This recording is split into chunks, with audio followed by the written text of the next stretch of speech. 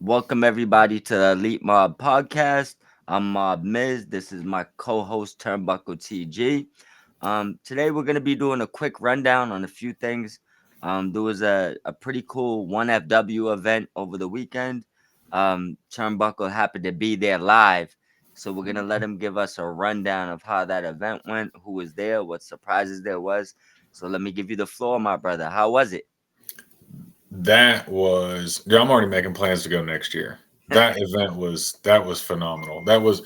I was expecting like a pretty good show just because of what they had up on the card, but life has its own certain ways of making changes happen without people wanting them to. So like for instance, um one of the Gun Brothers was hurt, so they needed to fill in. There was a surprise there. There were several other surprises added in, one during the women's match, one during the coffin match. It was a great night all around. It started off with Dasha was a special guest. Um, Give me 1 second. I got something trying to pop up on my screen here, and I don't know what this Technical is. difficulties. Yeah, I don't know. Either way, Dasha was a special guest announcer. They started off with a pre-show. They had, I think it was like a 12-man battle royal or something like that. That got everybody fired up. And then they did uh, a salute to Hulk Hogan, the 10 bell salute. That was pretty cool. That was classy. And shortly after that, MJF came out, um, talked a little bit of trash. It was great. Glacier ended up coming out there, That's hilarious. and Big Cat came out. They all talked a bunch of shit to each other for a minute. Hold on. Big Cat from WCW. Yeah, yeah, yeah. He Oh, showed up too. And see, actually, MJF came out. The ring announcer they had out there, he booted him and told him bring the real Tony out. So Tony Schiavone came out. That was pretty awesome. I seen that picture. I seen that Yeah, picture. Yeah, he walked out right in front of me. I was like, "Oh, what's up, Tony?" um, yeah. That's definitely unexpected. yeah, the Casino Gauntlet match was awesome. Um, there was a lot of talent there that I hadn't seen before, so that was really cool. They had there's definitely some people in that promotion that are definitely going to be on TV pretty soon, if not more than what they already are. Um, a Casino Gauntlet match was great. Barry Morales won the Breakout 1FW Breakout Championship, so that was really cool.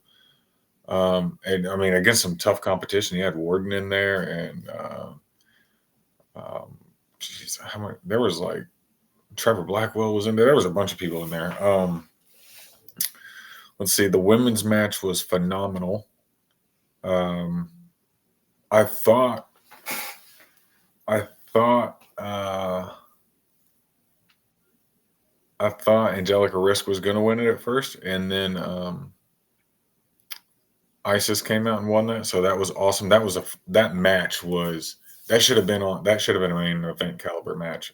I mean, it was, but it should have, like, if Rampage was around, or I mean, hell, Collision. It could have been on Collision and been a main event Collision match like that. It was that good. Nice. Harley Cameron showed up during that match. That was awesome. They had a coffin match with Sid and who else was it? Adam Priest? No, Kyrian Gray. Sid Ellington and Kyrian Gray. That was a cool match. Kyrian had Sid's mouth. He was biting the curb on the side of that coffin, right? It looked like he was about to drop the lid on him. I was like, oh Oh shit's no. scary. And then the lights went down, and I was like, what's going on? Who's about to show up? And Darby came out of the staircase to the left, like just up out of the nether realm, and just showed up with that skateboard. That was awesome. The crowd went crazy for that. That was a great surprise. Um, the Guns were with QT Marshall and Billy against the Frat House. That was awesome. But they needed this. They needed somebody else. They needed a fourth because um, was it Colton went down? Yeah, Yeah. Colton Gunn went yeah. down. Yep. He went down, so they needed a fourth. They ended up bringing in Brody King, which was a great Oh surprise. man. Big pop there, Brody. That was awesome. Jay Lethal had a great match with Adam Priest. That was good. As soon as the match went to start out, somebody yelled out "Black Machismo," and he was like, "Yeah, what's up?" I was like, "Oh yeah, ooh, memories." You know what I mean? Let's see what else happened. That three-way match for the BTW Heavyweight Championship. That was a great match. Charlie Bravo was there, and then the next night was on Collision. So I remember QT Marshall was saying they had a few people that needed to leave almost immediately to get out, like jump on planes and get out of town. So Charlie Bravo was obviously one of them because he had a match that next night. The heavyweight match for the 1FW Heavyweight Championship, Elijah Drago and Brady Booker. That was an instant classic. I think they said they had borrowed the cage from. I can't remember who they said right off the top of my head. Now I want to say a name, but I could be wrong, so I don't want to say it. But that match, there was those guys could be on like that could have been a main event caliber match. Those dudes were huge, big dudes. A lot of physicality in that match, and see Drago threw Booker into the cage at one point, busted Booker open. But he came back, ended up winning. That was a great match. I got some footage from that, so that was good. Overall, it was a great night. A lot of surprises. People I didn't expect to show up showed up. I'm definitely planning on going next year. I got to meet a couple of them after the event. I probably could have took more time to run around and meet people that were standing there, but I didn't want to miss anything because I mean everything looked so good. Definitely. And then what I'd seen so far throughout the night was outstanding. So I definitely didn't want to miss the main event. But then afterwards, a lot of them were up there, but they were just being bombarded with everybody. So I just was like, "Hey, good job tonight, good job." And kind of made my way out of there. Plus, I had like an hour and a half drive back to where I was staying before I had to call it a night. So by the time I got out of there and got home, it was like 1 o'clock in the morning. Yeah, that's definitely rough when you know you got the ride after. That shit sucks. But I seen you met Doppelstinger. I did. I ran into him. Yeah, I didn't expect to see him. I was because I seen him in All In, but I didn't get to meet him. But I'd seen that he was there, and I think I'd seen him from a distance walking around. I was like, "Oh, that's boy." And I went up to get a drink, and I saw him there. I was like, "Oh, what's up, dude?" So I took a picture with him. That guy's social media game is on a whole nother level. I was like, "Hey, bro, I see you on social media a lot." He whipped his phone out and had a QR scan, bro. You could just scan it and just go right to his page. I was like, bro, I need to get on your level. Oh yeah, you definitely got it. We gotta get on that. Yeah, he was super cool to talk to. So it was just cool seeing him because you see him on social media all the time. 1 second, bro. So can you hear us? Yeah, my stuff's real slow right now for some. So I tried out a couple of times and tried, but it's like how it's been like the past 2 weeks. My internet's been complete shit for some reason. Like even with my phone here, I gotta get somebody out here or try to get a new service in general because I'm about sick of it. So I mean, it's try for seeing like if you social could get media X, but getting on my like laptop and stuff, it just like completely freezes all the time. I don't know why. Hard to, but just you need to get a not booster. my best friend right now for some reason. Yeah, I could see. Yeah, It's definitely trying to hinder you. I'm on the second expensive plan too. It has you It's working crazy. like I a got old Spectrum. I don't know where Japanese y'all are movie. at, but I don't even know what I got. I got fiber optic. That's all I know. Xfinity. That must be I what it should is. just They just made a big just deal go about it ahead. when they come out. They were like, "We're going to give you fiber optic." I was like, "Okay." I should go ahead and just get Starlink. Fuck it. But I know, right? But yeah, it was a great night Friday. Like I said, I'm already making plans to go back next year. I think I'm going to try to catch a Braves game that weekend as well. But I ended up Sweet. following a bunch of them on social media and trying to tag as many of them in all the content that I've got from there. I've still got more. I know that the whoever the social media person for One Fall was probably like, this guy, he will not stop blowing us up. What's that took? Uh-oh. I think he said he's gonna try backing out and refreshing. But yeah, I've still got more stuff that from there. Like I posted a thread earlier about the Casino Gauntlet and all the content I had for that. So I wanted to get a lot more of the women's match content, but Yeah. what I was doing at my phone was like, hey, kind of out of space. I was like, what are you talking about? I just cleared 8 gigs worth of shit so that I was clear for this event. So I had to go in there and like get rid of some crap real quick that I didn't need. And then it cleared me up some space, but I could get some more stuff. But by that point in time, the women's match was more than halfway over. But I mean, I was watching it, so Give me 1 second, bro. We're gonna pull them in one at a time, and then we're gonna let you finish that up. But let's make sure that they're good. So here comes Tuck. What's up, Tuck? How you doing now? You can hear us?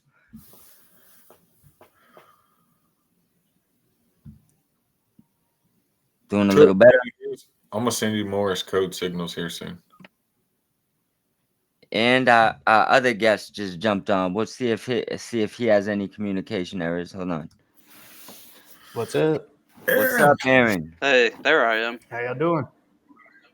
No, it sounds like It's both better. of you can hear me. Yeah, I can hear you now. Dang, y'all guys are still freezing up on end. Dang it. That's that, because everything's bigger in Texas, even the internet problems. So they get, that's why. But don't worry. I don't Buckle even just see has Aaron a little yet. bit That's more. how slow my and shit you is. should go back. You can't see my big cowboy hat? For real, you don't see Now Aaron yet? I can now. He just popped up. That's how bad my shit is right now. But Hey, man, Uh, it is what it is. Ain't no worries. Just as long as Yeah, you know. it was a good night. All in all, it was a great night. can y'all hear Next me year, good now? yeah, I can hear you. Yeah. I hear you loud and clear. Hello? Took. I hear you, Took.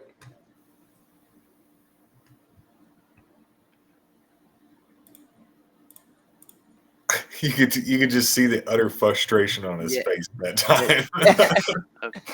It's not funny. Go We Hulk we smash. understand. I don't hear anybody else. Do you hear me? So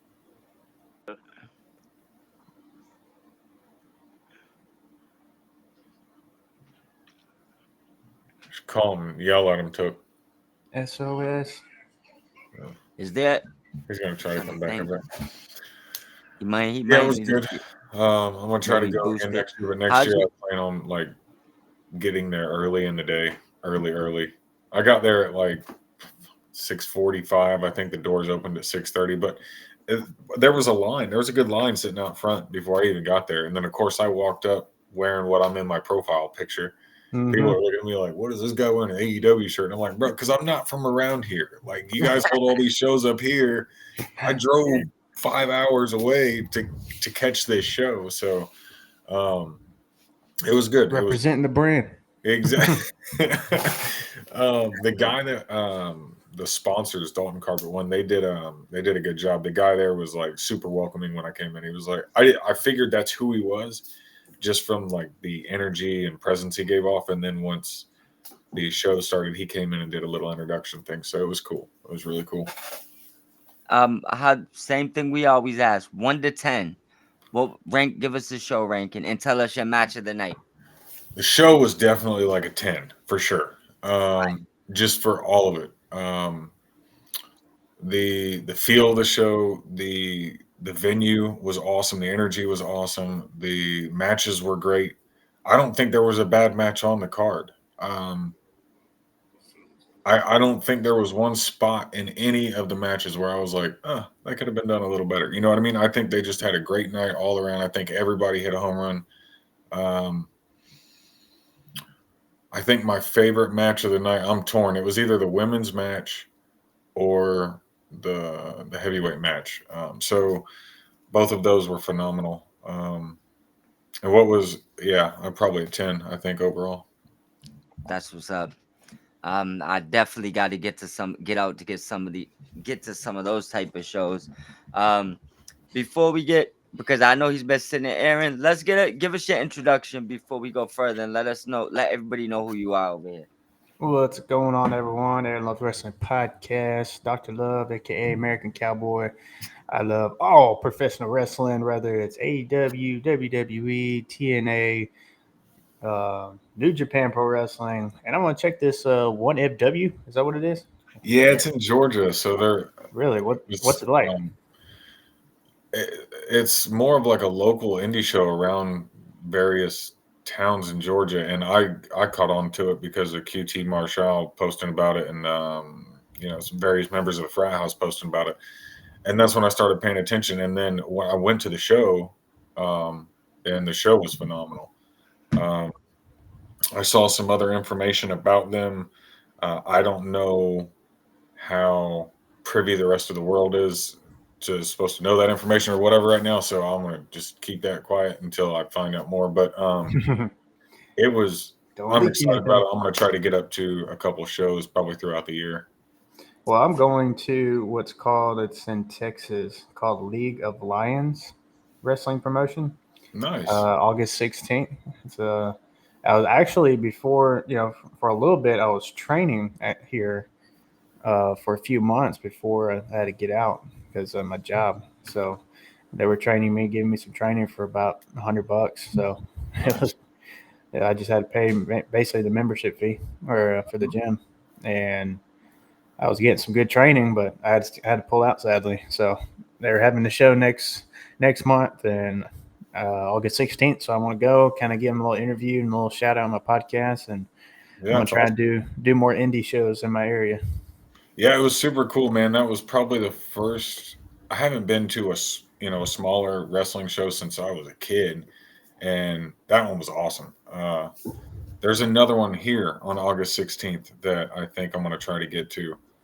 All I gotta do is pay $10, and I can sit in the front row.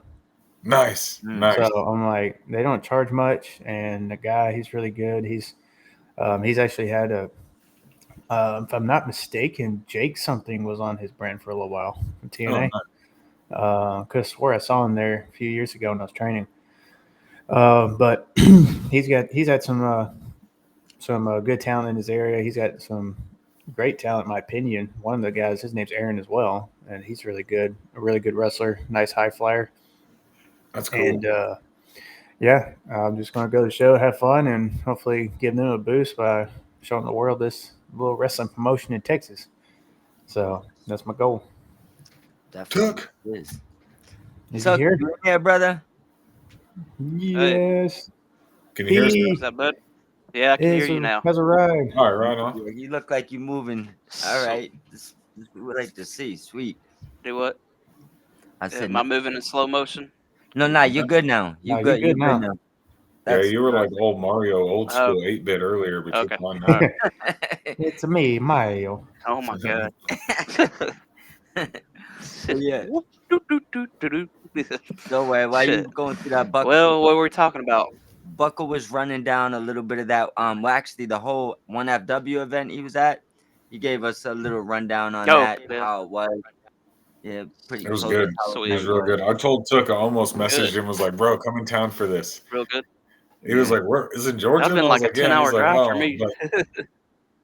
He just got off his second vacation. I didn't want to bother him. Yeah, I was gonna say no, bro. I was tired, man. You said, you know what, you could have shot, but I was gonna say so no. It was gonna be a no right out of the gate. Oh man. Oh man, but I guess we still gotta we're trying to get to this little all-in rundown. I want to hear perspectives because all three of yous was there on site. So I don't know if you each want to take the floor for like a quick just rundown of how your experience was, personally from being there and go around the room. It's up to you guys, and then we could, as long I know Turnbuckle has to get up out of here soon, so we can run down whatever we can until he gets out of here. But if you want to send it around the room, we could start like that. Well, I'll yeah, go you if you Turnbuckle, you guys want to don't start, bro? mind. It's gonna Yeah, be you can go first, Turnbuckle. degrees outside tomorrow I don't mind. anyway. So, yeah, there's been a heat advisory down here for like the last 3 weeks. So Right. it's gonna Same be- for here in Louisiana. Oh yeah, I'm sure it's down there too. I was in Alabama and Georgia this week, and they had one there. It was just unreal. Hmm. All in was great. So everybody knows about the plane fiascos that were going on that weekend. But so I got there. Oh yeah. About 1:15. The pre-show had already started. 0 hour had already started. Got in my seat when FTR's music hit and started coming out. So I made it at the perfect time for the perfect match of the night, the Outrunners. It was awesome. That whole day, start to finish, from the moment I walked in the building, before I even got there, the parking lot, I was fired up. And then when we left, I was fired up. I was exhausted just from the weekend, just being what it was. But I had a great time. I got to see Took, got to see Aaron over there. Yeah. Got to meet a bunch of people. It was cool to see people that we see on social media a lot. So it was great to see, put faces with names. Oh yeah, I had a Yeah. few show up to me as well. Like Aaron, I'm like, who are you? Exactly. They're like, they showed me the profile. I was like, oh sweet, finally, nice to meet you. Yeah. Because Other some than of the them they don't drinks have being their faces. in the $30 a piece, profile. I was good. Oh yeah, some of them don't have their faces in the profile picture. It's like, man, why they like, who is this guy? Yeah, it's confusing when you hear that and you turn around and you're like, I don't know who you are. I mean, even with Took, like, because we Like I had a feeling of somebody that followed me. I was just like, which one are you? Oh, I have like nice. 6,000 followers. Like, what the point you at? I walked over to find Took and I turned around and I see some guy walking up, and then like I did a double take because I realized it was him. But Yeah. I mean, even so, talking to him on here, like we hadn't actually got up together in person. So Yeah. just that was like, oh hey buddy, what's going on? So, and you as well. So like I said, it was good to put faces with names. How tall are y'all? Because both of y'all are taller than me, and I'm not tall, but I'm like 6 foot even. Oh, I'm 6'1". I'm 6 foot. Hello. You're 6 foot. Can you hear? Can you hear us? Hello. Yeah, 6 foot. I'm trying. Yeah, I'm 6'1". I've been 6'1" heard since Aaron I was 12. say he was 6 foot. Yeah, 6'1". 6'1". Guess- Yeah. He's Well, got you muted. I don't. Whatever. His internet's being wonky again. Something. Oh man. I'm no big trouble. 6'12". I'm not that big. I got Yeah. Yeah. I got 6'12". There's a bit of a delay going on. Yeah. The glitch came back a little bit. We could see it. Do you have AT&T? Because I've had issues with AT&T like 2 weeks ago. Oh no! Like when like the night I was supposed to get on with you Mike, and chair shots. Like it was like Yeah. having connection issues. It went out, and I was like, so I just used the hotspot on my phone. And halfway through our deal, that's when it came back up. And I was like, Yeah, "Man, actually. In the So- middle of a chair shot segment, my whole thing went out. Just went on my phone last time. yeah, we had a good one last night on TNA, talking TNA. So For sure. I'm Welcome. trying to go to Bound for Glory in October. You gotta get out here for that for sure. That's what I'm I'm gonna trying to. be. I'm going to that one. Yeah, got to see the Hardys and Dudley Boys one more. Well, my first time in person, but one more time. Yeah. I think that's the first time. Well, not either. That's the first time I'll see them go against each other in person. But I Oh, have yeah. seen the Dudleys a long time ago, and I know I've seen the Hardys. Like, man, we talk about my childhood wrestling days. That's how Oh, long heck ago yeah. that was. Did It's you, crazy. Buckle? Did you have any more anything else you want to add to your all-in experience? The card was great, obviously. I mean, we've talked about that. My favorite match of the night was probably mm, the Swerve and Osprey one was really, really good. I like that one. Um, but that Hangman one kind of brought it home. You know what I mean? It was awesome. Well, I definitely do. me and Took sat there about halfway through that match and looked up and was like, "Bro, I think Darby's coming down." And then we couldn't help it. Then we were just paying attention up there the whole time. But Yeah. yeah, I think it was awesome. I really enjoyed it. I would do it again. If they had it in the States next year, I would go to that. I know it's not. It's going to Wembley. I'll let somebody else have that seat that I would otherwise take. Enjoy that show. When they come back, depending on where they are, I might go. Yeah.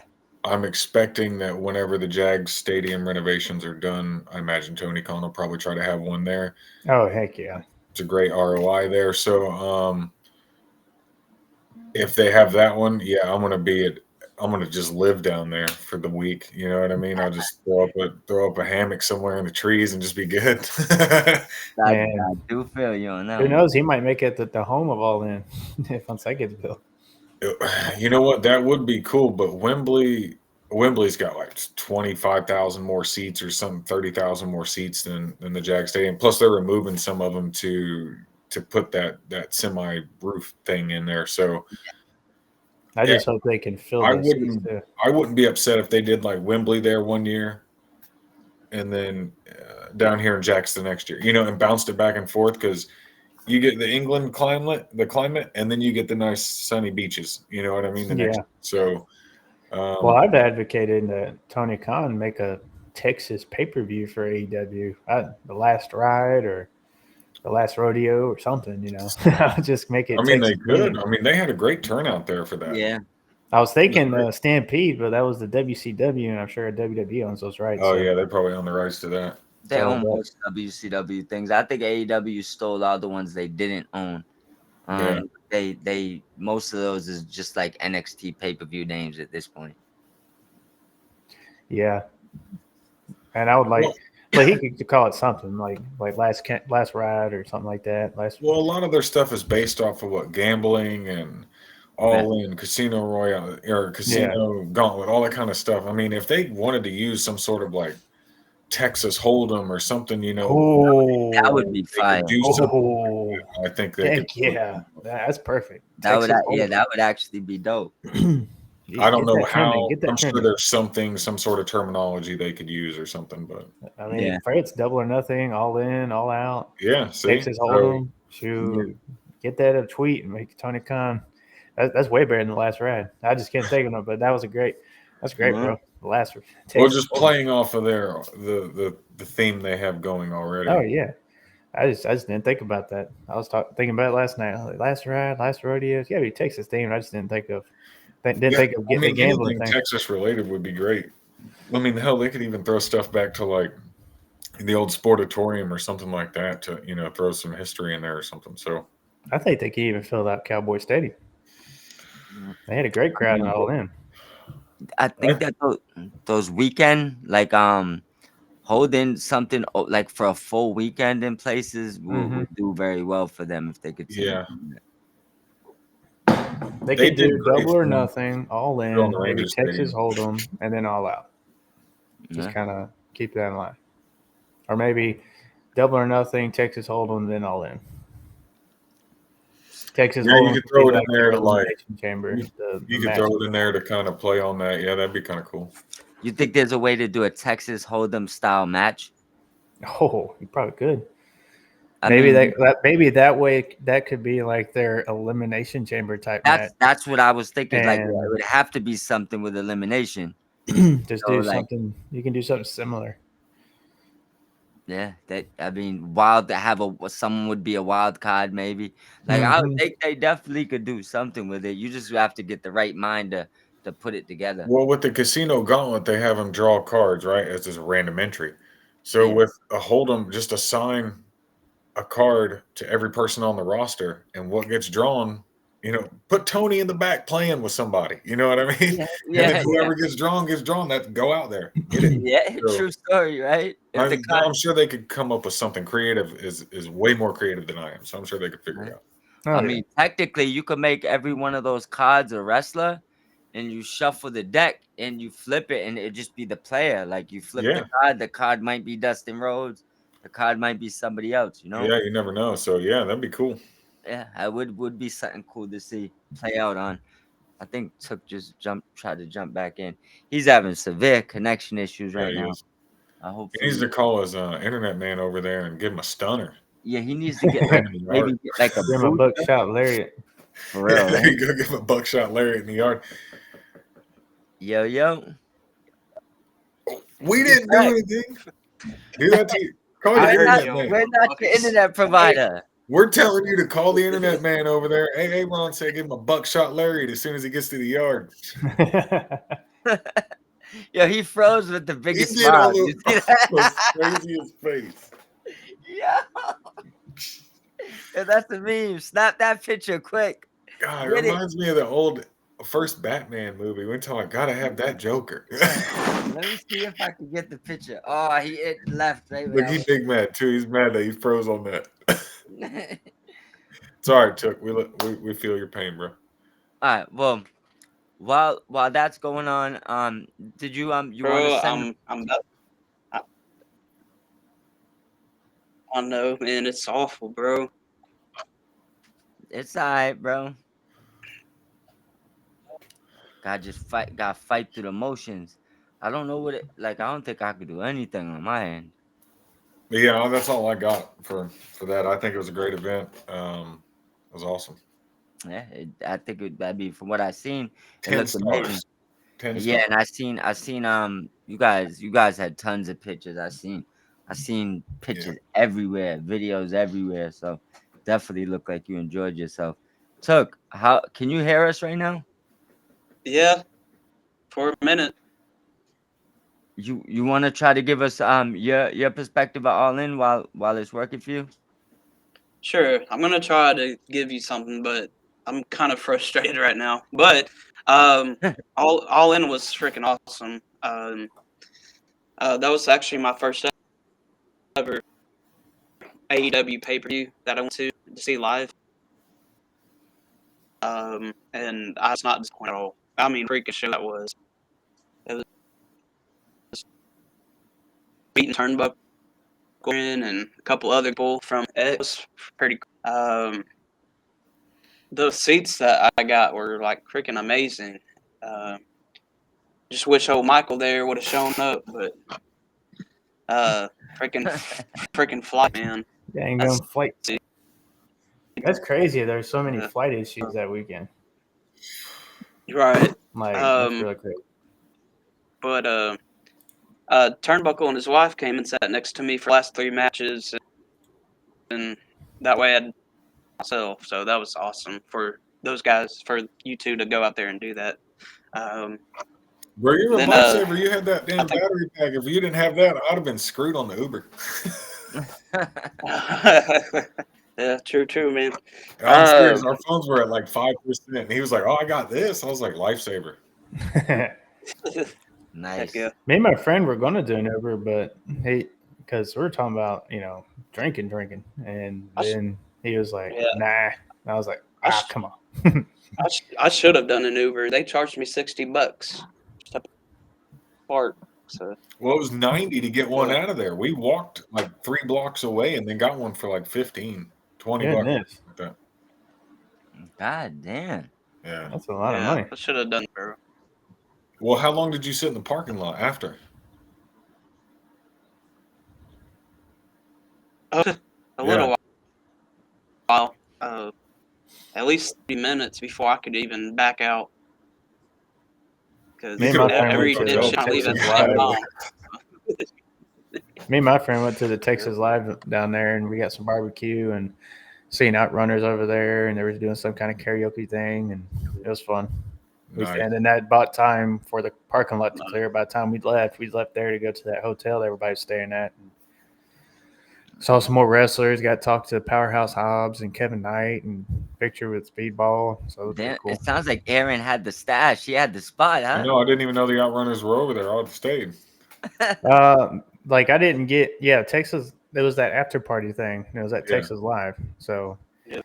we got the barbecue and then we seen them over there hanging out, and they were on the stage and did some kind of karaoke with somebody. And there Thanks was for some telling the rest. game. What's that? He So cut out thanks for again. telling the rest Oh. of us. Oh, I yeah. thought y'all knew. It No. was advertised on the AEW thing. I thought y'all was going to the other one. I think down the street at the hotel. I think there was two going on. We But the walked other in one for at like the hotel. maybe 10 minutes. Like Buckle was tired, and then Hell yeah, I got up at 4 a.m. that morning dealing with the damn flights. We didn't wake up. I didn't wake up that morning until like 8. Oof. We were at GCW until midnight. Missed that too. God damn it. That video is still getting I posted a video of the guy getting hit in the head with the chair, and the blood squirted out of his head. That has like 5.3 million views on TikTok and likes. Oh, yeah. 140,000 likes, shares. I was like, Damn. good Lord. And I thought it was going to get censored because of the blood. I was like, I'll post it anyway. yeah, All right, fellas, I got to get out of here so I can get up early in the morning and get my day done before it gets too damn hot. Listen, I'll catch don't up with let- y'all later. We got to do this again because this is fun.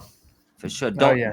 Don't let the pool beat you up tomorrow, bro. Take it Well, it's easy. a damn Shoot. pump. It's an O-ring, little bastard. that's Hey, All CM right, Punk. okay. after Wednesday night, Dynamite, we'll probably do something. Yeah, that'd be cool. For sure. Talk about Dynamite a Sure. little bit. Yeah, that'd be good. All right, later, boys. Later, boy. Deuces. Have a good one. You too. Be safe. All right. You look like your connection's working good, Tuck. You can hear us good? Yeah, as soon as he left, my connection got better. That's crazy. It's weird. like I don't- yeah. Turnbuckle was the glitch. I literally For just real, noticed man. Turnbuckle. that. Well, I think it happened so- last time too. Finish giving us a little bit more of your all-in experience. We'll send it to Aaron, then we'll actually run down the card. Well, the food was not that bad priced for the stadium, and that was like a big plus for me. I'm trying to get to the show, but there's so many other things that I just wanted to talk about too. No, that's what I like want to that. hear. I want to hear everything. Yeah. They had a Whataburger for inside. I mean, it's a little bit more expensive than the regular Whataburger, but it was so Yeah, It good, was way man. more expensive. And- yeah, it was. It was like $10 for one burger, not even including fries. But still, I think that's a lot better than some of the other food in stadiums I've Yeah. seen. So Yeah, Shit, Tuck, that the big hot dog. stadium out here, you ain't getting a burger for $10. You getting a burger for like $17.99. If you want fries, it's gonna be like 24 something. That's fucking ridiculous, And bro. that's a lot. Yeah. Goodness. No, where I'm at, I can get a Whataburger meal for $12. Oh yeah, that's Yeah. the thing. But I'm Oh, talking yeah, about in yeah. Gillette Stadium. I'm talking about in Gillette Yeah, Stadium. stadium, Oh boy, yeah. bro. Oh, Listen. Gillette Stadium. Yeah. Nah, you ain't getting nothing cheap. No. Bro, I hear it's Um, bad at Cowboy Stadium too. I've been there once, and it's pretty expensive, yeah. But the merchandise line was always like 2,000 people deep every time I went to go check it out. So I didn't buy a shirt, but I still got this from the kickoff party, which I don't think you can get anywhere else. Maybe on the website, but I haven't seen it. It So was it's on the still kind of website, but I exclusive. think it's sold out. Hell yeah. Really? So, Mhm. yeah, so I I still was got gonna this go- from like a year ago. So you were So I gonna was go gonna to it? go get it. So I was Yeah. gonna get Oh, okay. some all in Texas merch, but at the table Right. it sold This- out. I was like, oh, I'll go online and get it, and then it sold out.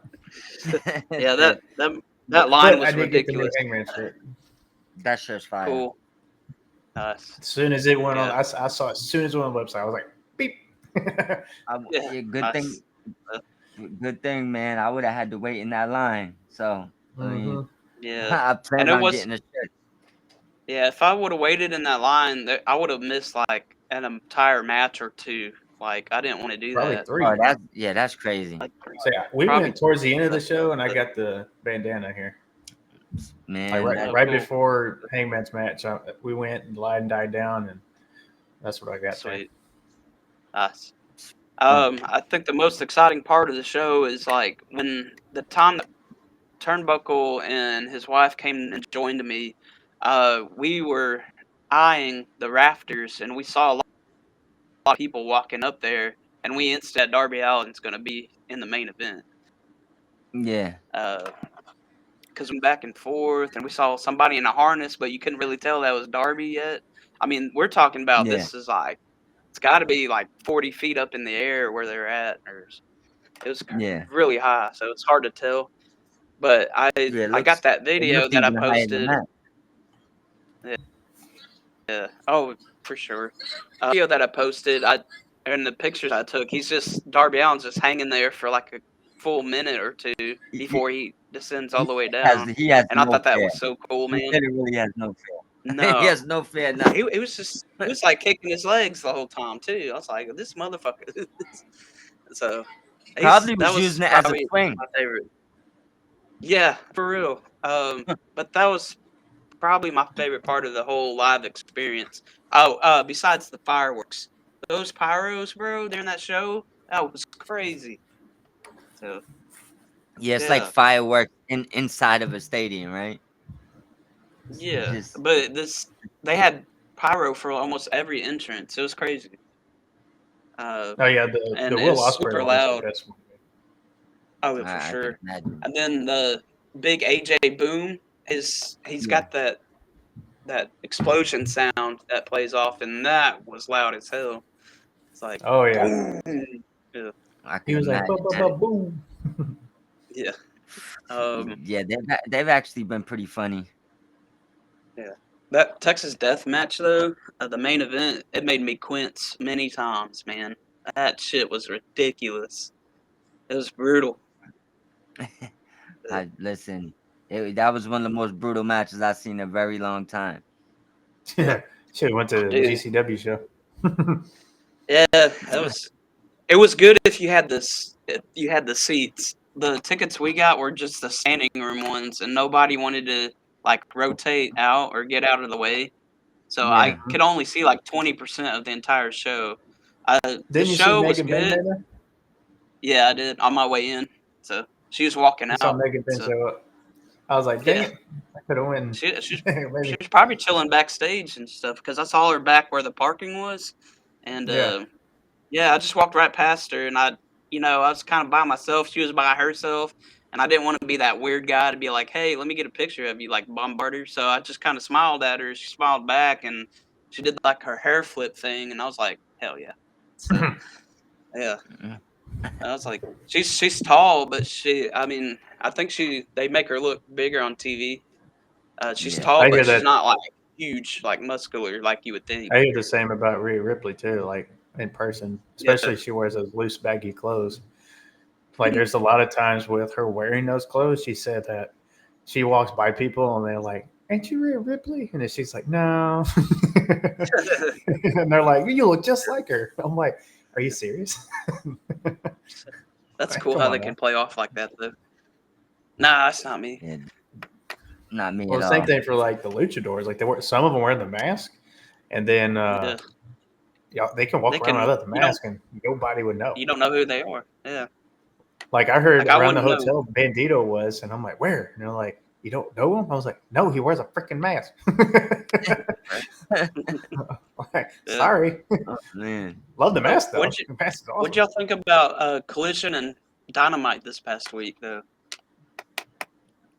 I'd have to pull up my notes. Collision was decent. I think Dynamite was a real good show. Collision was Oh decent. yeah, It had ups and downs. Would be yeah. probably my Collision I overall. thought probably was like a 6 for me or something. If I had to I yeah, want rate to it. say Yeah. I want to say it had some real, like it had some, like A stuff, and then it just had some Yeah.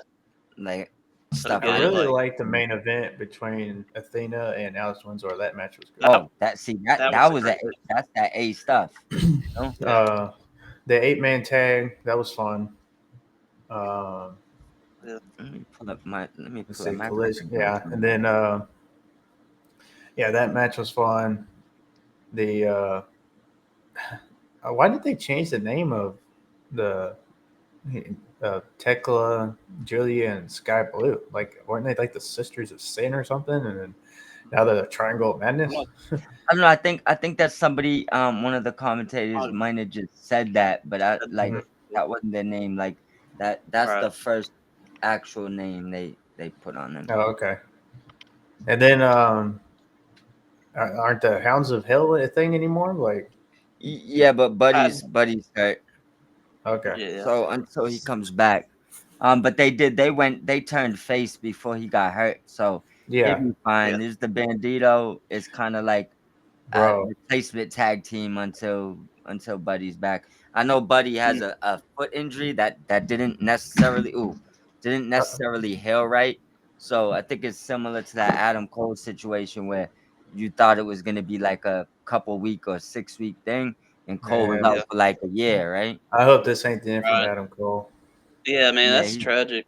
That, but Like, you can see like on TV, but being there, like I was getting emotional. I was like, please don't be this. Please don't let this be it. Like, come on, man. right. I can't. I love Adam Cole, baby. I love him. I yeah, hope he gets Reminded me well. of Edge's one in 2010 or whatever, man. Like when he had to Bro, come and talk. that one That had one me got me crying pretty good. Yeah. because I yeah. was like, hey, it's really, and he just won the world title too. And I was like, Yeah. no. Right. And I was like, this can't He be won real. that. This got to be a story. It's got to be a Yeah. work. I was like, Right. it's got to be a Yeah. work.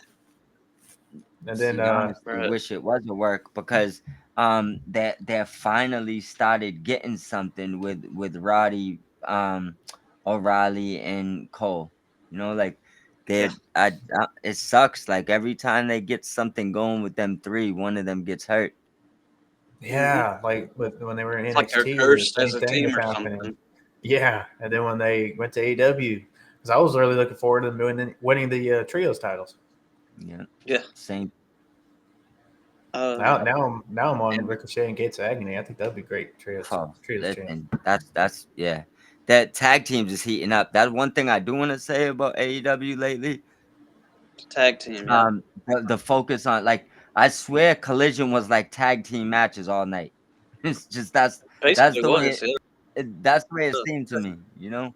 Yeah. I don't mind tag team wrestling, but we don't need an oversaturation of it. Like it was the same thing for Dynamite. Like there was like 2 or 3 8-man tag teams, See the eight, yeah. and If it's 8 men, that means like four on each side. That's a little different. But if like for them to get like think about it like this, when AEW first came out, they was doing a lot of tag team matches, right? Which is yeah, why Oh yeah. everybody felt they was like everybody touted in the beginning them as the best tag team division in wrestling because they was putting emphasis on it, right? And then it went away. To bring it back, you probably do got to dedicate a little bit of time to it, and I think that's kind of what it Yeah. looks like they're doing.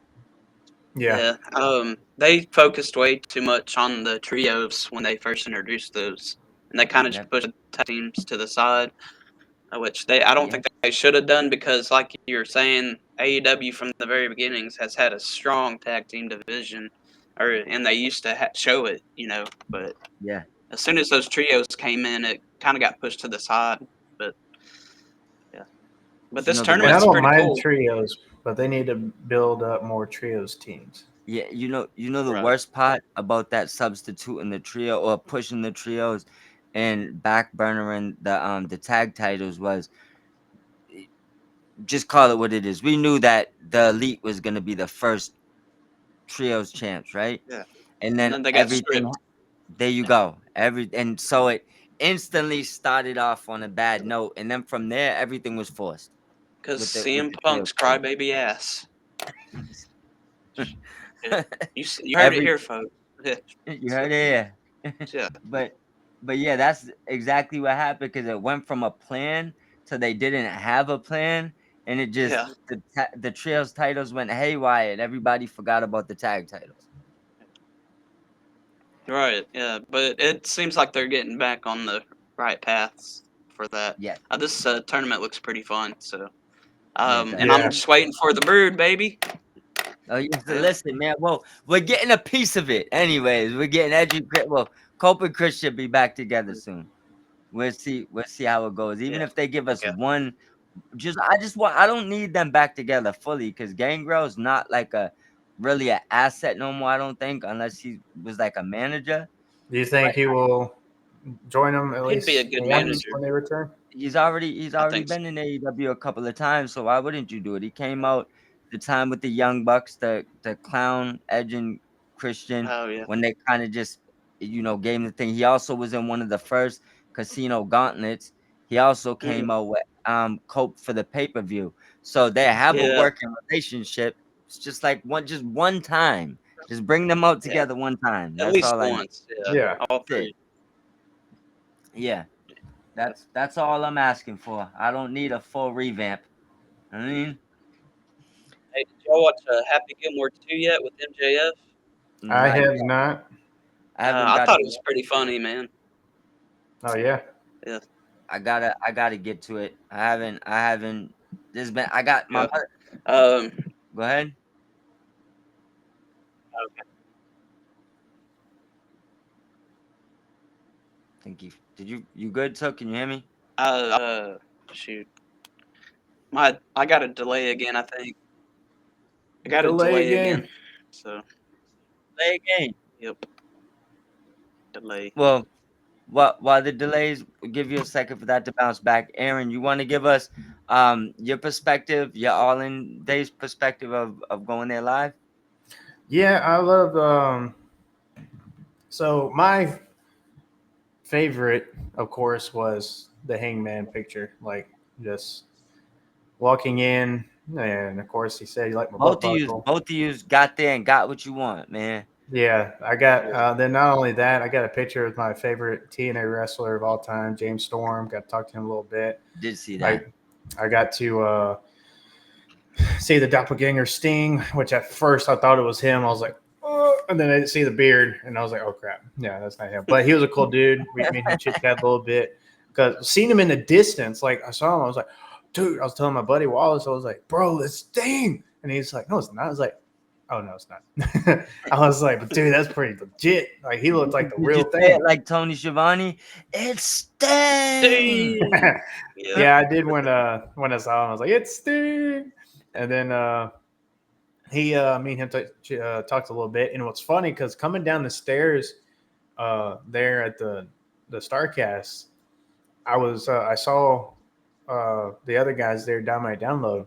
Yeah. And I saw that guy, and I was like, "Yo, what's up?" And because all the security around Hangman, I did not notice him, and I had my phone like not like filming; it was just placed like I was holding it with my some of the stuff I bought. It was kind of like on him, and then the security like put it like no pictures. And I was like, "Oh," which I didn't know at first. I was like, "Oh, okay, dude, my bad." And all of a sudden, he was. Download, he was like, bro, like look up. And I'm like, oh, it's Hangman. I was like, that's why he said no pictures. I was like, oh dang, he just walked right past me. So but yeah, meeting Matt Cardona as well. Got a picture with him. He was funny because I was like, bro, can I get a picture? He's like, not for free. And I was like, well, I don't care how much. $40 here. Take my money. I was like, of course not for free. I said, just can I get a picture? I didn't see where it was. The thing was where it was charging. So I was like, but he was funny and he was cool. Seeing him at GCW, it was a great match. And then I got a picture with Toa Leona of Gates of Agony. He was just walking around. He said Bishop was showing up, but I didn't see him. That. Then I got a picture of Speedball. Saw him coming off the elevator. I was like, Speedball, can I get? He was so cool too. I was like, can I get a picture? He's like, sure. And then I got a picture. And I was like, man, great match. Wish I would have won because it was after the show. And he was there with his wife. What's her name? Vita? Yeah. I think something like that. Vita Scott, I think. Is she a wrestler too? Or I know that she works in wrestling. I don't know if she's a wrestler. So I saw her there. And then I caught up with Kevin and I got a picture with him, and he was cool. Me and him was chit chatting about like New Japan Pro Wrestling for a minute. Yeah. Because I was like, man, seeing you in the G1 tournament, like it was freaking cool. Or not G1, the Best of Super Junior. Super Junior. deal. Yep. I watched that one, which I got caught up on the G1 tournament. Yeah. Me too. And he was him and I were just chit chatting about that, and he was talking about his experience in New Japan and how cool it was. And I was like, yeah, to me, like AEW is like the American version of New Japan. He said that's how Tony Khan wants it, like he and everything. And I was like, well, he's doing a great job, because to me it's like similar. And that's one thing a lot of people I think they just don't understand AEW, and that's because they don't watch New Japan Pro Wrestling. If they watch the thing, some of them, right, they're used to the WWE programmed one where it's the Hollywood version of wrestling and this and that, which it ain't bad. Like I love WWE as well, but when I watch New Japan, like just seeing the matches, the hardcore style, and just so much wrestling on the card, like I don't mind promos, but I paid a ticket to see some wrestling. Okay, yeah, and that's where the difference of the fan comes in. Yeah, so that's what I love about AEW. Yeah. And then seeing, let's see, who else did I see? Powerhouse Hobbs. Well, after the show, he came down to our table where me and the guys were drinking at the hotel, and he was chit chatting, hoping and just giving personal, like, sharing some personal stuff. He was trying to get back home, pick up his kid from school, going to build her like some kind of tree house or something that week, and then I was like, bro, I was like, man, you're gonna be AEW World Champion. He's like, maybe if I'm still here. I was like, don't do that. He's like, you never know. I was like, don't do that. You better stay in AEW, bro. Don't do it. He's one of them people that he's gonna get offered a bag. Tony better re-sign him early if he hasn't done it already. So this is what I'd like after Hangman. Okay, I want to see guys like Powerhouse Hobbs and even Bobby Lashley and all them be champion. Go for the world championship. I'd like to see Shelton Benjamin wear the world championship, man. Like, I hated that he never got that opportunity in WWE. I think I'd rather see Shelton Benjamin as AEW World Champion over Bobby Lashley. Yeah, because Bobby's been world champion before, whether it be ECW, TNA, WWE, but I'd like to see him with AEW get the full circle, be a champion of pretty much all major promotions. Yeah. But actually, he's the next one that got the chance to do what Moxley did, huh? He's been So if he can just go win the New Japan World Championship Wrestling, because I don't think he's won that. I think he's let's check that, because he's wrestled out there before. He has, but I don't think he's won it. Let's check. So, but yeah, seeing him, win, seeing guys like even, I would have said Adam Cole, because he's long overdue, but he's hurt. So just seeing guys like that win the championship, you know. He hasn't won any New Japan belts, he can go over there, win the global championship or something like that. But it may not be something that's on his list. He might be wanting to do. It's not something that he thinks he needs, I guess. So seeing him win that, I think that would be cool. But I don't know. Just with this world championship run, I like to see some new guys get the opportunity, like Powerhouse Hobbs, like even Dustin Rhodes. Dustin Rhodes needs to win one before he retires. He's never won a world championship at all in any company. So I like to see him win it. So, but seeing Powerhouse Hobbs, he's a cool guy, and I got to see Bandito because my friend pointed him out, but I couldn't get a picture because he was out of his mask, and I was like, dang it. I was like, can you go upstairs and get your mask? Just like 5 seconds. Just 5 seconds. He walked around like that. That's interesting. Yes. And that's the thing, like, because I've seen him, because I saw him the night after the show. And I know I seen him before the show. I just didn't know that's who he was because, he wears that mask all the time. And then it does look like Mortos usually takes out. He looks like he doesn't wear the mask when he's not wrestling either. And I think that's a really good perk for for being a luchador wrestler. Like, I'm sure Hologram walked around most of the time. I just didn't know who he was. Which I love Hologram's new yellow gear. It looks freaking cool. Yeah, the new yellow gear was that was cool. So yeah, I thought he was pretty cool. But seeing all that, man, it was just trying to get this headset situated. saying all that, man, it was just really cool seeing the wrestlers, getting to see the show. Last show I went to was a Collision, but this one was a way better experience for me. And man, I just had a lot of fun. And listen, it sounds like all of you enjoyed everything. Wish you could have been there, Mike. Man, that'd be cool. Listen, man, it's the flights right now are still playing games with everybody. I seen in Atlanta that some wrestlers was stuck there so long for layovers, they started doing meet and greets at the airport. Did you see that? I wonder why.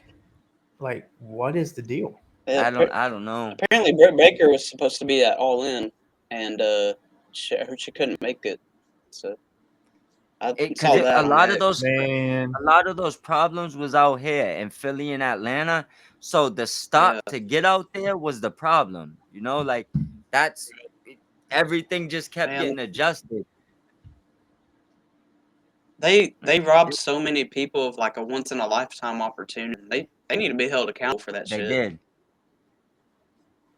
Bro, and they literally don't even bat an eye. They just put you on this 1-800 number where the people act like you did something. It's like, what's going on here? Shout out to the airlines. Customer service these days. Customer service these days, bro. Yo, customer People just service don't give a supposed to fuck be the no more. service.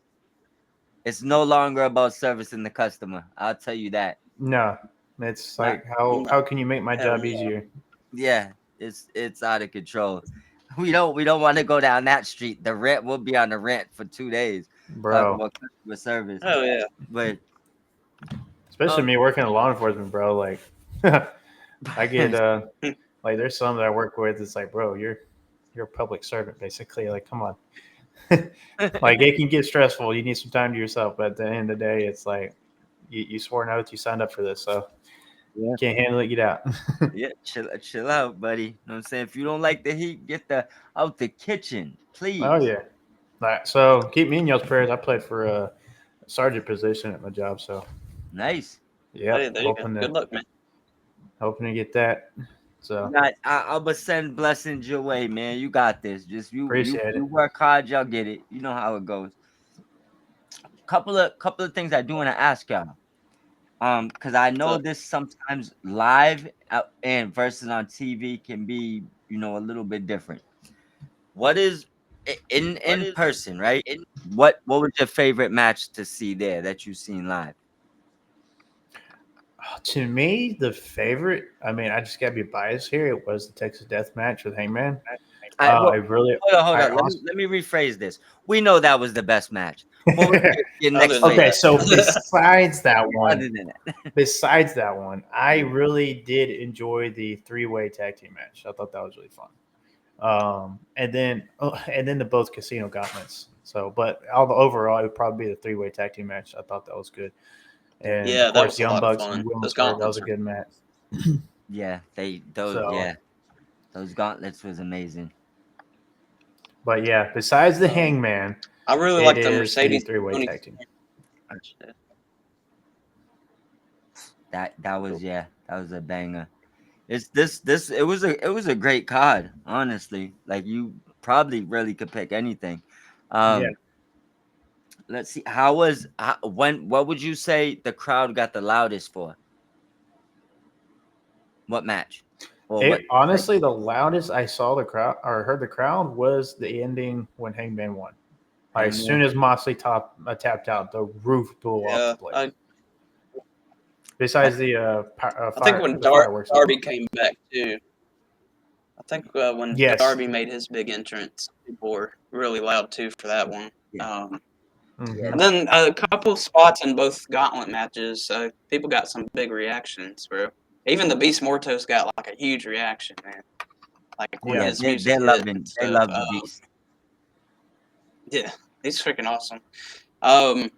But the match I was saying that's probably one of the best I've seen live, besides the last match, was the Tony Storm and Mercedes match. I really enjoyed that one live. That was pretty cool. Mm-hmm. And also that match got to shut a lot of people up, so that was good. Yeah. Right. Yeah. I haven't heard anything about Mercedes too, because you were saying don't bet against Mercedes. I knew I should pick Yeah, Tony right. Storm in that match. I think Took has a little delay, so just make sure you catch on that. But what was you saying, Took? You said I have a delay? No, Took has a little Oh, delay. Took has a delay. Yeah, I don't remember. I know you was talking about Uh, Mercedes and Tony, one of the trying to best think. matches you've seen live. Oh, I said I haven't really seen Mercedes hate since then. Not really, or I just haven't been paying attention, I guess. But it really did shut up a lot of people.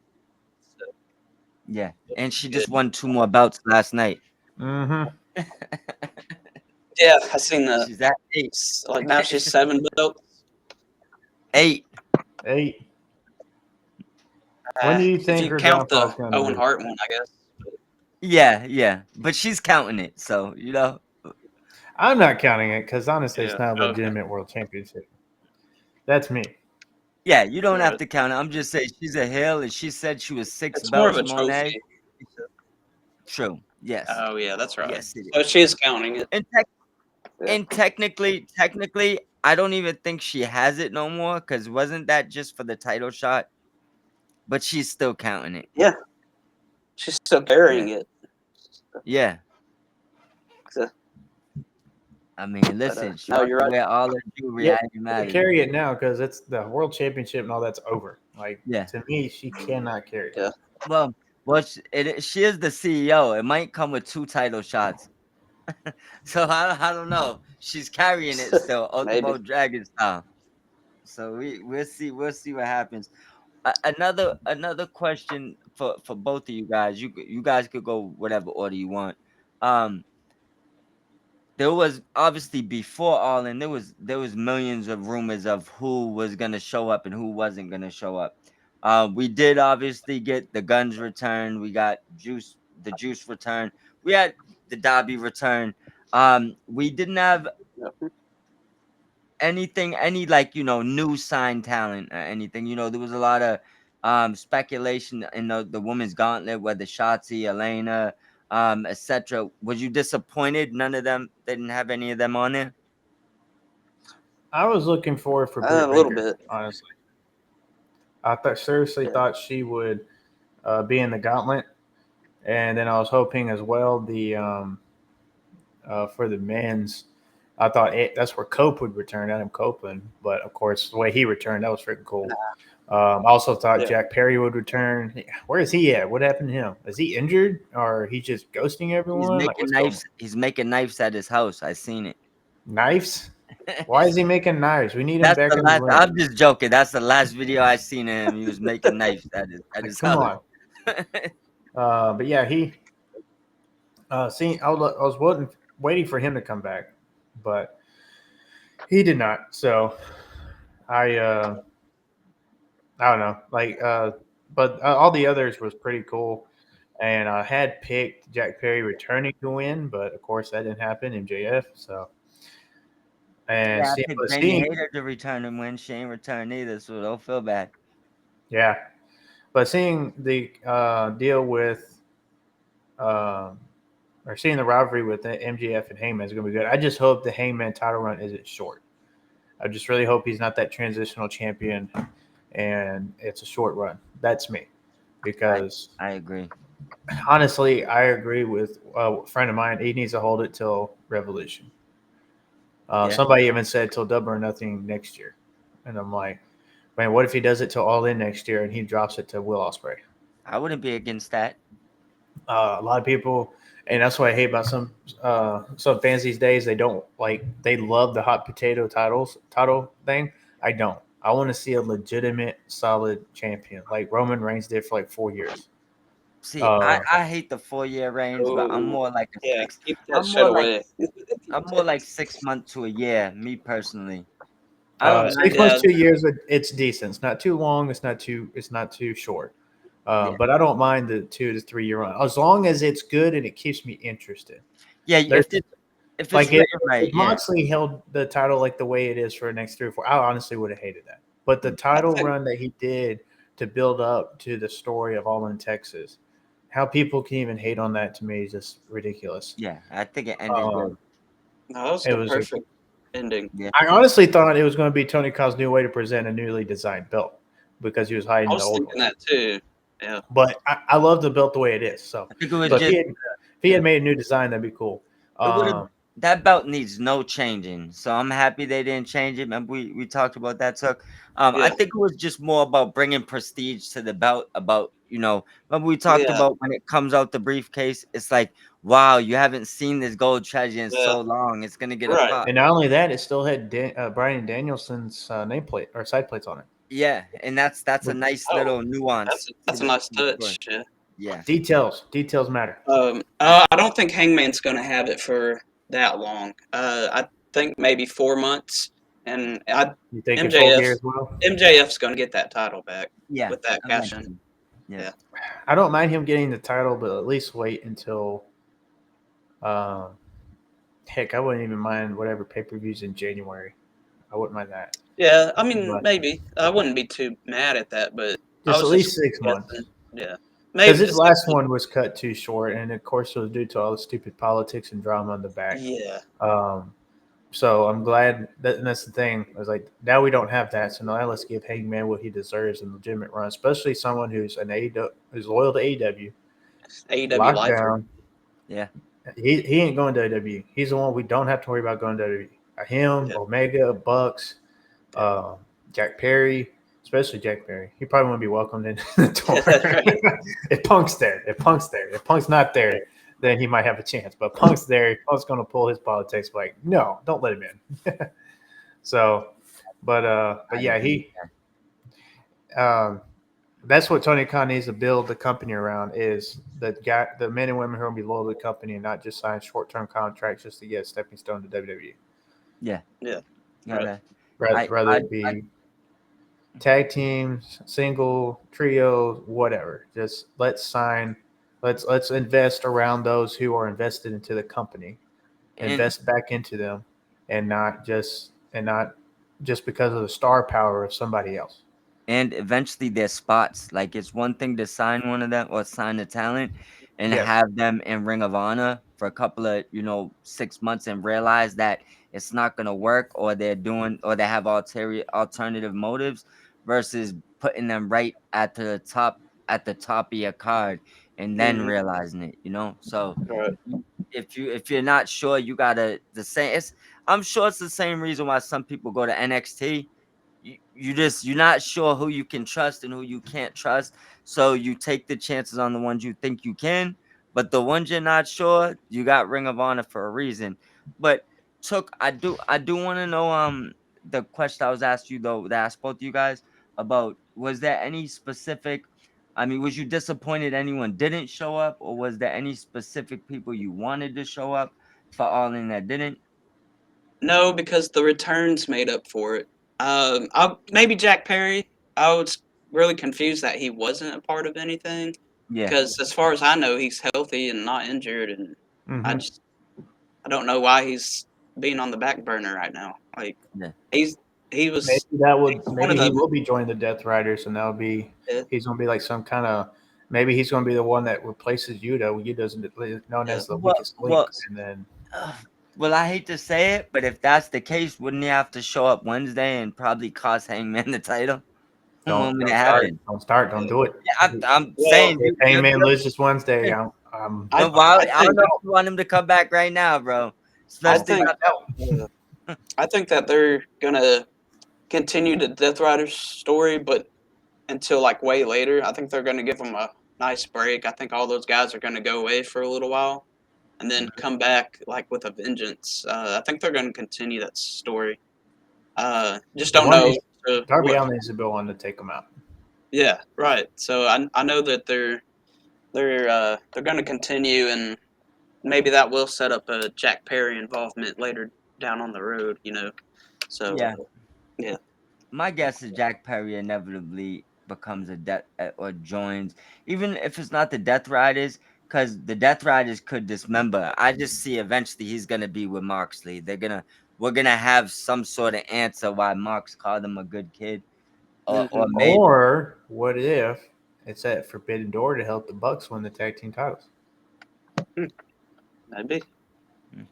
maybe they win this tournament, which I don't. I'm still hoping for Outrunners, but I maybe guess they is do. that the Bucks lose versus the Outrunners. Because right now, I'm thinking it's going to be FTR and Outrunners at the very end of it. that'd be great. Would they? They Yeah, have banger then- matches all the time. yeah, because then they're on different sides of the bracket, right? Yeah, Mhm. so FTR advanced. If the Runners beat the Bucks, they face who's under them on that bracket. I got the picture. I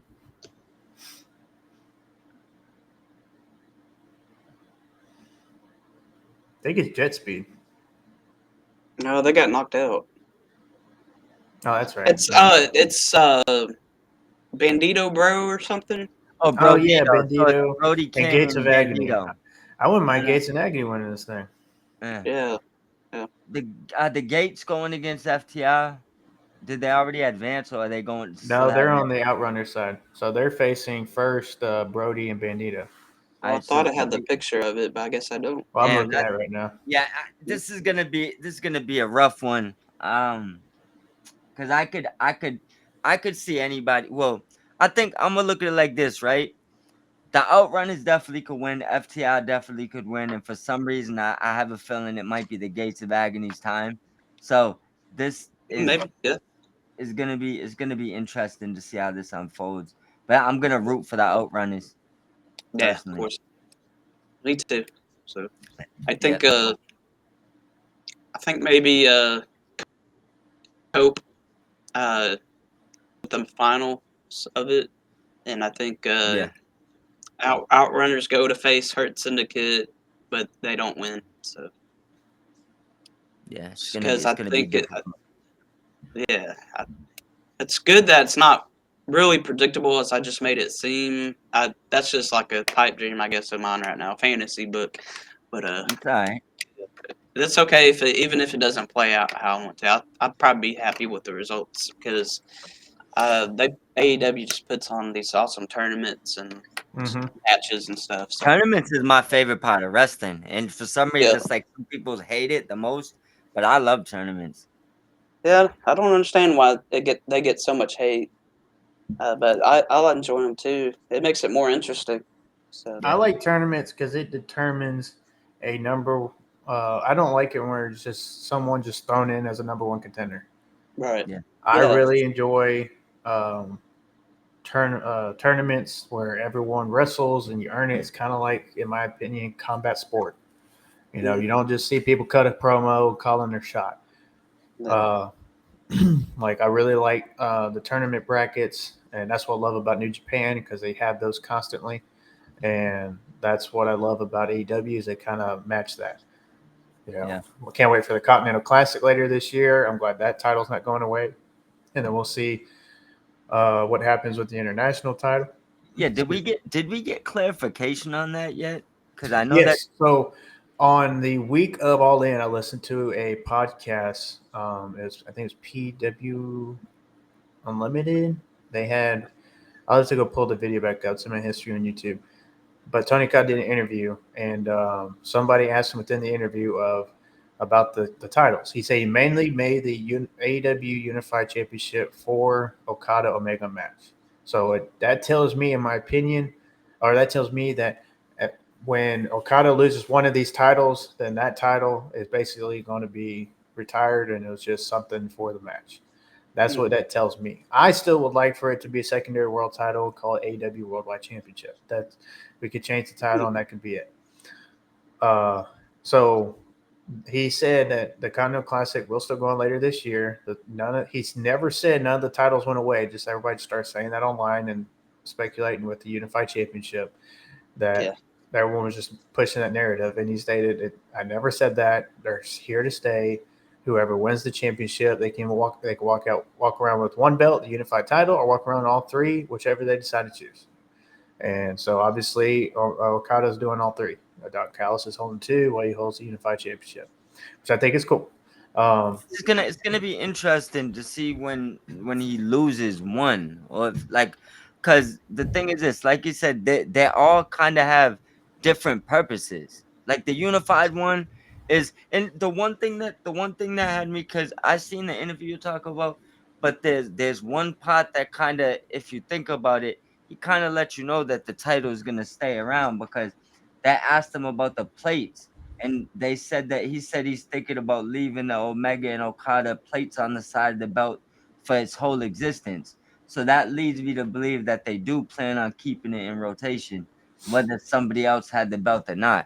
Because what it's kind of like what would you be leaving it on if you're gonna get rid of the belt after? So Like I said, I wouldn't mind it be calling the Worldwide Championship and it stick around. That's maybe a title we can have on Collision, Well, and maybe even eventually have a solid brand split and splitting up the star power. yeah, my whole thing is I hope I hope they don't get rid of the C2 or the classic yeah. tournament. You know, They're not. Um, Tony Khan's saying they're not, and it's going to be around this year. So Good. he said that. Like I'll send y'all the YouTube video when I find it in my history. that's one of my favorite things to keep up with all year. The point system and all that. It's very Oh, me fun. too. Yeah. He even cracked down on Monet and her creative control. He said Yeah. nobody Yeah, has I've seen creative that. control in AEW. That was the first question that was asked. Sean Ross Sapp asked it. Yeah. They asked he asked him about the creative control and everything, and he said nobody has creative control. He said that Monet, just everybody like Monet has input. They can Right. input maybe of the way this ends, or can I do this with this gimmick or whatever. He said there's two, but he said I have complete control. He said even the EVPs don't have input. Or, JD from New York was the one that started all that Yeah, bullshit. he Yeah. took the EVP Exactly. right in control a long time ago. So Yeah. when he did that, it's like you telling me that he took his EVPs control, but he's letting the wrestlers right.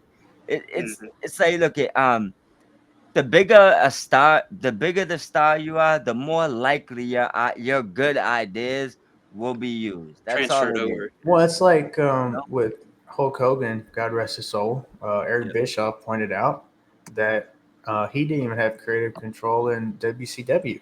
He had just like everybody else an Oh, input. not Bischoff straight lying, bro. Like Like he had input on how he would lose. He was or something, he was but ahead of he had- creative. he had it written in his contract that he could literally turn stuff down. Like well, he probably did it over and I over. don't know. I just heard it from the Rest man in peace himself. rest in peace to Hogan. You know, I showed him his love, regardless how I feel about the person. Oh But yeah. Eric Bischoff is a cold-blooded liar, and I don't buy anything he's selling. Like just like when he says that, you could go back and see anybody else that was in charge in WCW, and they'll tell you that Hogan having creative control was a big problem that ruined that company. So I get it, he died, but don't let Eric sell you a dream. But what else was Well, he Eric said that saying? like, shoot, I think it was a year and a half ago on one of his podcasts. Yeah, he didn't. Because it was like a big thing when and he said he wanted to clear the air or something. I have to go find that video.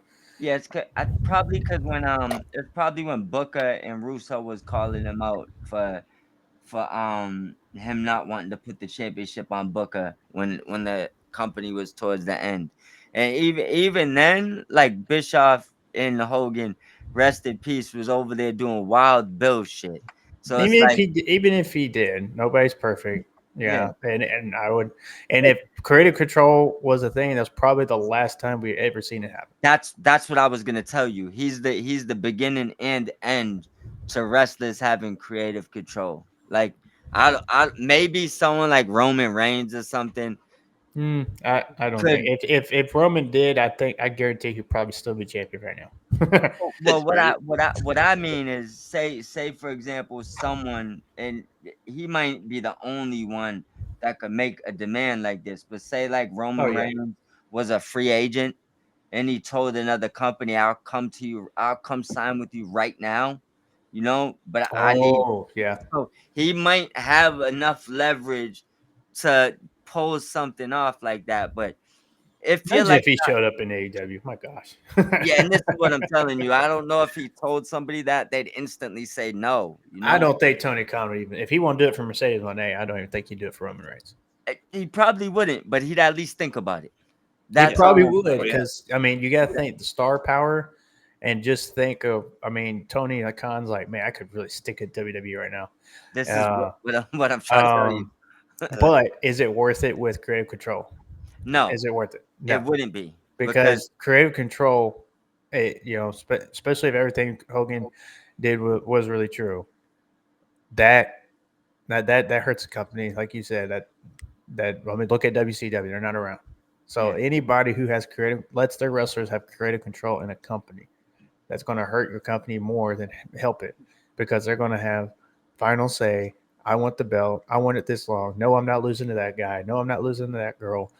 And then that's where you see the company go down. You know what? One of typically I would like what gotta be one of the biggest problems, and you can let me know if this is probably a big part of it. You see all the stories about older wrestlers holding back the younger guys and not wanting to pass the torch. Sometimes not knowing when you're supposed to pass the torch because you John don't. Cena, But you don't. It's Golden Shovel Boy. think of it like this: like you could still think you're the same basketball player that was dropping 40 and 10, but your numbers now is saying like 16 and 4, Yeah, but sometimes that guy don't know that he's not the same player. So right. the writer got to tell you, look, bro, it's time Chill. for you to take the pin. You know what I'm Yeah. saying? Like we gonna put over this young hot talent, Mhm. but it's just you don't want to be writing a book and have one of the characters can come and cut you off and say no, he don't want to do that. It's Yeah. like I'm the author. Just get out of my creative space right now. Oh, yeah. Um, Okay, just to clear the air on Bischoff, he said, so he did admit to Hogan's creative control that it was a contractual agreement, not widespread practice for other WCW wrestlers, and that it stemmed from Hogan's status as a top draw and the company's need to protect his character and brand. Bischoff also admitted that while Hogan's control was sometimes difficult to navigate, it was ultimately necessary to secure Hogan's participation and capitalize on his star power.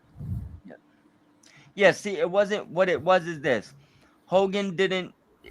Let me make sure that I clarify what it to explain his creative control. He wasn't writing the stories, but what it was is this: if you write the story and you bring it to him, he can say no. Like that story isn't gonna happen unless he says yes. You Mm-hmm. know, so that's kind of what it was. So you got writers bringing him stories, and he's saying yes or no. And some of those stories involved helping younger talent, which he wasn't willing to do. But then there's also other talent like Vampiro. You guys familiar with Vampiro I A from little remember bit. him in WCW. yeah, and Lucha Underground. But Vampiro has a different perspective. Like, um, Hogan, I think they came to him and wanted to work with him and put him over. Think he might have a pin over Hogan and Flair, right? So it's like they picked and choose who they wanted to put over. So sometimes you got to look at it. They might have their reasons why they're saying no or yes, because it wasn't all the young talent, but it's just you being able to say no can Right. cause a problem. Hulk Mhm. Hogan didn't want Goldberg to beat him for the belt Yeah, originally. So yep, I remember yep, that story. So yeah. They did a But whole he bunch. did it. He took the pin. Yeah, Even yeah, but though he probably he at first he didn't want to though. There's an interview of him saying it or talking about it too. hmm and I believe Goldberg was so hot he didn't even want he didn't have creative control, but he was so big that he started determining things that he did and didn't want to do. You know what I'm saying? Like Yeah, it all got weird at the end. Like the kind of did. Yeah. NWO and that's Goldberg what and the everything. downfall of WCW, because they allowed wrestlers to do that, Hmm. and now you get people. No, I ain't losing. No, no, I'm staying You see champ. how No, stubborn Goldberg still is right now because of that? He's 60 and still don't understand. It's like it's time to put someone else over. There's So well, talks. and see, here's the and I thought the match, Goldberg's final match, it was was good. really great. It was. I do hate that WWE could not at least negotiate something with NBC of, well, this is kind of running a little short, so or it went over than we expected. Can we just purchase 5, 10 extra minutes for him to They talk? probably wouldn't even have had to purchase it. They probably would have gave it to them had they asked. Probably. Or just have the match earlier at the 30-minute mark hour, have them have their 15-minute match, and then he gives him another 15 minutes to celebrate and to cut his promo. I mean, you could even take it like this, simplify it. And this is why Goldberg, I think, realized at the end he got duped. Let's just call it what it is. that wasn't really a Goldberg retirement match. It was a way to manipulate Goldberg to put Gunther over and making him believe it was his retirement match. Had it been a retirement match, the whole show would have been centered around him, and you would have never been able to run out of time on his, segment because it was all about him. Well, he even said that he was trying to push for a PLE, and they said no. Yeah, because here's the thing. They just wanted to use Goldberg's name value to put Gunther over and go head to head with AEW because I think they thought it would do a lot better than it did. But the thing is this though, it's like even WWE fans at this point kind of not into Goldberg. So Oh yeah, there's many people who know. I'm a Goldberg fan. I love Goldberg. I loved Goldberg growing up too. But the I thing did is too. this, you wasn't gonna have people, not watch All In to see Goldberg, bro. It's like Not come when you on. have the I biggest match disagree. of, even with some people like saying that Moxley's not losing, he's dropping it later, and then everyone's like, no, Hangman's winning. You saw the story written like at the beginning of the year with Hangman. So Yeah, but Yeah. a lot of people still believe that Moxley wasn't dropping the title, and I was like, no, he is. well, This is we it. know there's a certain crazy Mox fan out there. So that was like debating everybody. Not No, as- he's gonna not- keep it. Not as crazy Always as the Ricochet fan. Oh my gosh, I forgot all about her or he, Ricochet whichever it fan? is.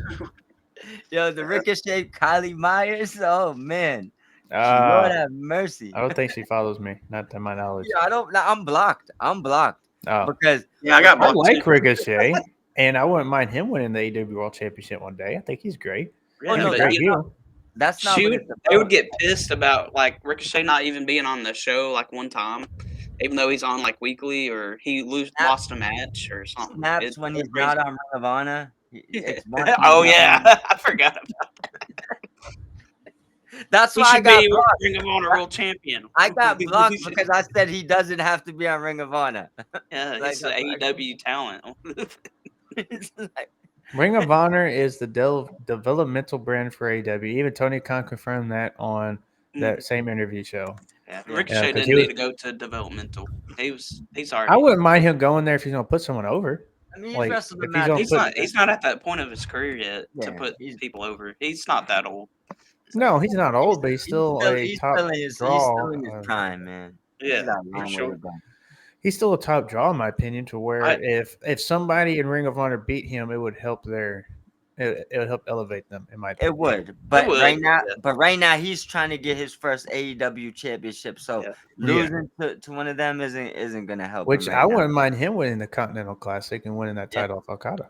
I I'm agree. glad Ricochet gets to do his character that he wants to do now Yes. too. Yes, Dude, it's worked out Light so much skin better. Kingpin, I love it. yeah, I love it. he's came into his own, and Especially and pairing up with Ricochet, Brand, they just look Have you- perfect together. think I mean, like Gates Magny, my bad. have you? It's got silent amongst the Ricochet sucks on the mic community. Oh yeah, I haven't heard it in a while, so I haven't heard it either. yeah, you see what he did, right? He shut them up. Now they No. just argue with him. They just Which argue is with him. funny because I saw him at Texas. He was like the first one I saw walking through the door. I think he was waiting for his ride. I was like, bro, Ricochet. And he's like, what's up, man? I was like, can I get a picture? He's like, nah, I just came from the inside. I'm about to leave. I was like, come on, 5 seconds, bro. I'll even pay $10 here. like, come on, $20. And then I walked away. It's like, hey, how about them Cowboys? I just kept walking. Oh yeah, he's an Eagles fan. That's right. yeah. He was wearing his Eagles hat too. That's why I was Oh, like, yeah. how about them Cowboys? he's That probably pissed him off, bro. Yeah. Hey, he didn't get a picture with me. So you know what? Shoot. Yeah. You gotta mess with him a little bit. Well, I throw a random question out there. Who's gonna be the breakout AEW star this coming year? One male, one female. Female? One of I each. honestly believe Athena. So breakout on AEW, no Mhm. longer ROH. Yeah. Eventually she's gonna lose that title belt. If not Athena, then Megan Bain. All right. I could see Megan Bain for sure. they really need to do something with her. I think she needs another chance at the World Championship soon, and Or I at think least the TBS one. She could dethrone Yeah. Mercedes. that too. They need to book her as like a really strong person, like she is. I think like- they're going to try to use her and Penelope for the tag titles. I really think the tag so. titles. Oh, that could be true too. Yeah. Which I if won't they- mind it, but her being as I TBS want champion. Julia and Sky to be first. My first Right. thing, Yeah. I wanted Stat and Willow to be the first tag champs, but they ain't going back together. You see, that's not No. happening no more. Yeah. No, But they're this going to was have obviously when they was still kind of back and forth, and you thought there was a chance. Now Yeah. I'm going for Julia and Sky because Tekla I think is the singles wrestler out the group right now. Oh, for So sure. I would want Julia and Sky to be the first women's tag champs. I think they're the ones that deserve to be because they've been the team the longest out of any other team. So Yep. yeah. well, for them sure. and Tay Mello and Anna Jay. AJ. Yeah. Yeah. AJ. Yeah, they've been together for a while too. They just Honestly, both- if they have a tournament, that those two teams should be in the final because they've been in Oh, yeah. a team. You can have a tournament, and then those four ladies they get in the finals, and then who's going to? But you Yeah. got to keep with a solid, consistent division though, because like WWE, they got basically nobody in the division. really. Jeez. What about first tag champs being Billy and Athena? I wouldn't mind that either. They would kind of mentor and all that. I think that'd be cool. That wouldn't I be my think- choice. I'm just throwing that out there. I because honestly think that's though, one nobody's thinking of. storyline wise, maybe Billy gets jealous, and then she's the one that dethrones Athena's Ring of Well, Honor well, champion. here's the thing. They've already did that story on Ring of Honor, and then they stayed. Yeah. together. Right. Yeah, yeah. but this one to me is a little. I can't remember who the one it was. I just think it would be redundant to do it again True, like true. on AEW television. You know what I'm But I saying? just think it fits well with those two because Oh, she it has definitely been does. under Athena's wing for like a minute. Yeah. So- Eventually, they're gonna break up again. Oh, of course they're gonna break up, but I just don't think they should play the jealousy angle. I think Oh, if they no. bre- A I think different if they- angle. Yeah. I think if they break up again, Billy should just flat out attack her and just go bad. It's like Yeah. we don't need the because we've already and they have the packages and the videos to put together if you want to show their history of that. Right. Just what I watch Ring of Honor, it's like, bro, I don't want to watch you do the same thing again. True. I feel like leave that to the other company. I mean, Yeah. like, So- don't. She Athena won on Saturday, right? If I remember correctly. Yeah, she Yeah. retained the title, Yep. Okay. which I was like slightly hoping like Alex Windsor would have won it because that would have been Yeah. great for her. Because Athena's got that contract too now. I think I'm just gonna take a guess right here. I see. I don't know if somebody right now. There's no women that's just a Ring of Honor woman that Yeah. could beat Athena for that title. I don't think. Thunder So Rosa. the only thing I could think is someone that's closer to the bottom of the card than the top on AEW has to take that belt and then step down to Ring of Honor. I think Yeah, I think Windsor's eventually gonna get that belt. I Mm. think they're just gonna build it up. That's just Yeah, my but guess. I don't know. I would like for her to stay on AEW, in my opinion. 'Cause No, she's I a think she pretty I big think player. I think she will stay in AEW, similar to like what Athena's doing now. But Mhm. I just think that it's gonna be a while before she's gonna be at that top of the scene with like Mercedes, Tony, and those ones. You know what I'm saying? So I think that her taking the Ring of Honor title and running with it for a while is only gonna bode well for her when they boost her to the top of the AEW women's division, Mhm. So Yeah. I just think she's a perfect person. Not saying they're gonna do it, and they could push it to the top of the card, but they're so loaded right now. Like Yeah. somebody has to take a step back. Well, Yeah. I even advocated for all women's pay per view, Yeah, all elite women pay per view. That's what I like. I mean, they could do it. You can even Yeah. put the Ring of Honor, some of the Ring of Honor on there, and have it to that's where And- the tag team titles get settled. Have a tournament bracket leading up to that, the TBS championship on the line, the women's world championship, and maybe even the Ring of Honor because they even have the Ring of Honor women's championship, the TV and pure championship, and that's probably where they can determine the first pure women's champion. And you also can add in the CMLL women and Yeah. Rev Pro and any other company you're working with. Dude, I'm gonna Mercedes step Monet away for a minute. Mercedes bro. Monet is going to pull quadruple duty. Yeah, I mean, right now she's got 8 belts. She's probably gonna have 10 by the end of the month. So Yeah. we'll see how it goes. But 1 second, Took's gonna step away for a quick second. Let me see if I have any other specific questions for it. Also, let me know a little bit about him. While he's gone, the GCW show. I know you had a great view of it was called Boss of All Bosses, that show, right? Oh, the GCW? Yeah, I Yeah. think so. If It you was a want, great show. It was Yeah. really great. so what's the rundown? Yeah, so it began with it was like 4, no. It was like a gauntlet. Yeah, it was a gauntlet match. And Gringo Loco was in there. That was cool. They had they had a female in there, the only one in there, but she was really good. I'm trying to remember her name. But they had a few other guys in there, and that was a good match. So they kind of started off like, I wouldn't say soft, but they kind of let us up. So it was like, there was like literally no blood or nothing extreme in that match. I was like, okay. Yeah.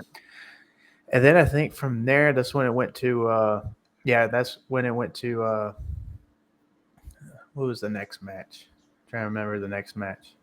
Let me see my phone here because I still got some pictures from it.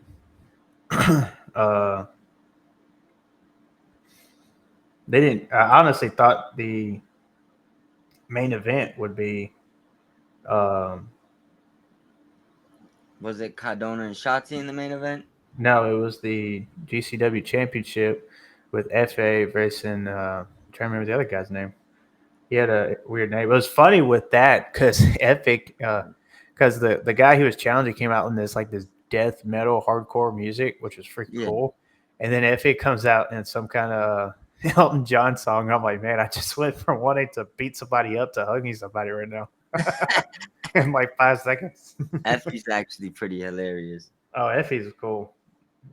Effie was really cool.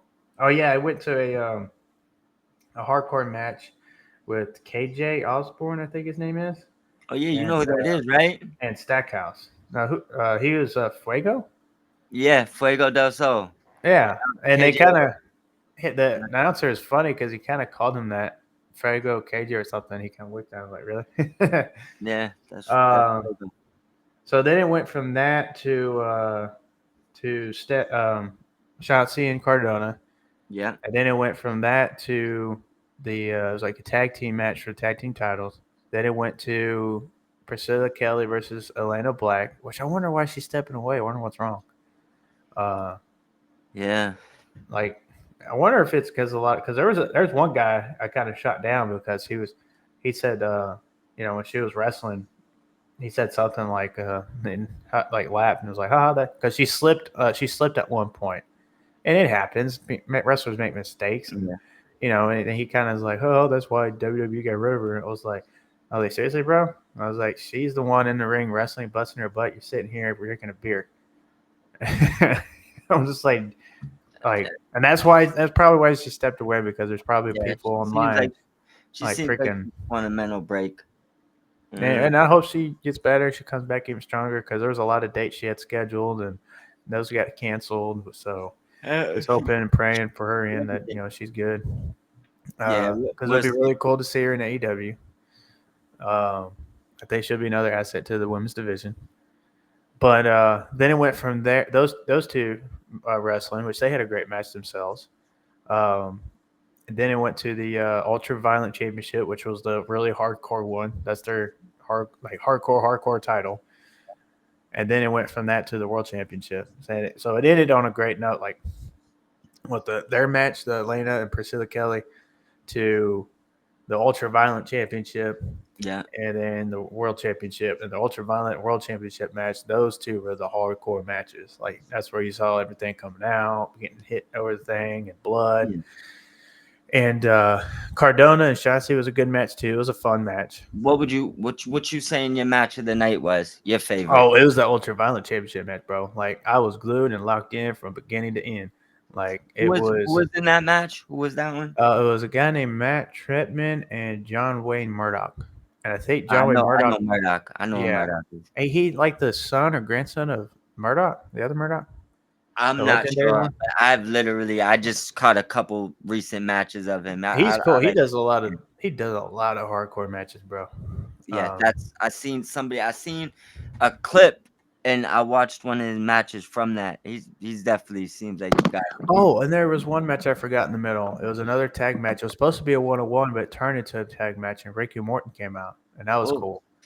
Ricky Morton, and Rocky he Road Express. at his age, he could still go. Like it was Yeah, it's Yeah, awesome. crazy. They he flew still through the bump. ropes. Yeah. Yeah, he was like he's like 61 or Did you 62. say he flew through the ropes? Yeah, he Yeah, did Rick, like yeah. a suicide dive. I'm like, Yeah. bro, Suicina, Tope. like, Jesus, dude. man. I was like, man, 60. And then after he did that, everybody's like, you still got it.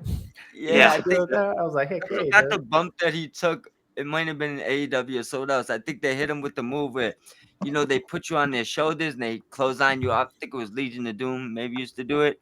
I seen him catch that move. It's like, bro, you are way too old to be doing this stuff. But salute to you, because I feel like if I felt like that right now, you got like 40 years on me, and I still might not get up. How you getting up? Like, what is Hey, that's going all on? about a What good is in your diet stereo? and conditioning. Good diet and conditioning. Taking care of your body. Oh my God! Listen, I don't know. I When, guarantee you, if Tom Brady decided to come back, he'd go another 5 years.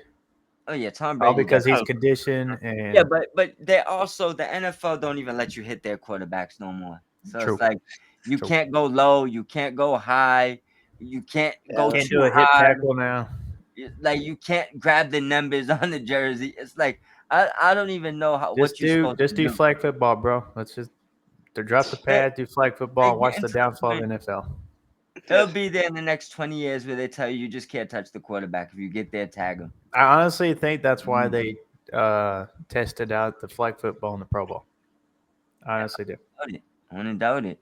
And if you notice too nowadays, if an edge rusher or a linebacker is running, flying, and has an open hit on the QB, a lot of the time the QB just falls and they do two-hand touch them. He just pats him on his back because the quarterback fell on his own. It's Yeah, they don't hit him like they used to anymore. I remember seeing like Troy Aikman getting like destroyed. I remember seeing even like early 2000. I mean, Brian Urlacher and Red Lewis, bro. Yeah. And that was their job, was to take quarterback out. I think it started probably around like I think around 2009 or 10, around that. what's the homie from the Steelers? Joey Porter? Troy Polamalu. Well, yeah, he might have Well, got a Joey lot of Porter too. Yeah, he was there. Joey Porter. What I mean is he's like the last one that was hitting people, and every hit seemed to be a fine.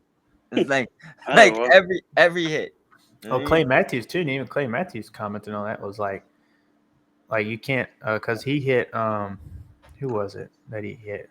Might have been Alex Smith when he played for the Chiefs. The leg. And he kind of like wrapped him up and hugged him, and he went down. And it wasn't nothing. It wasn't like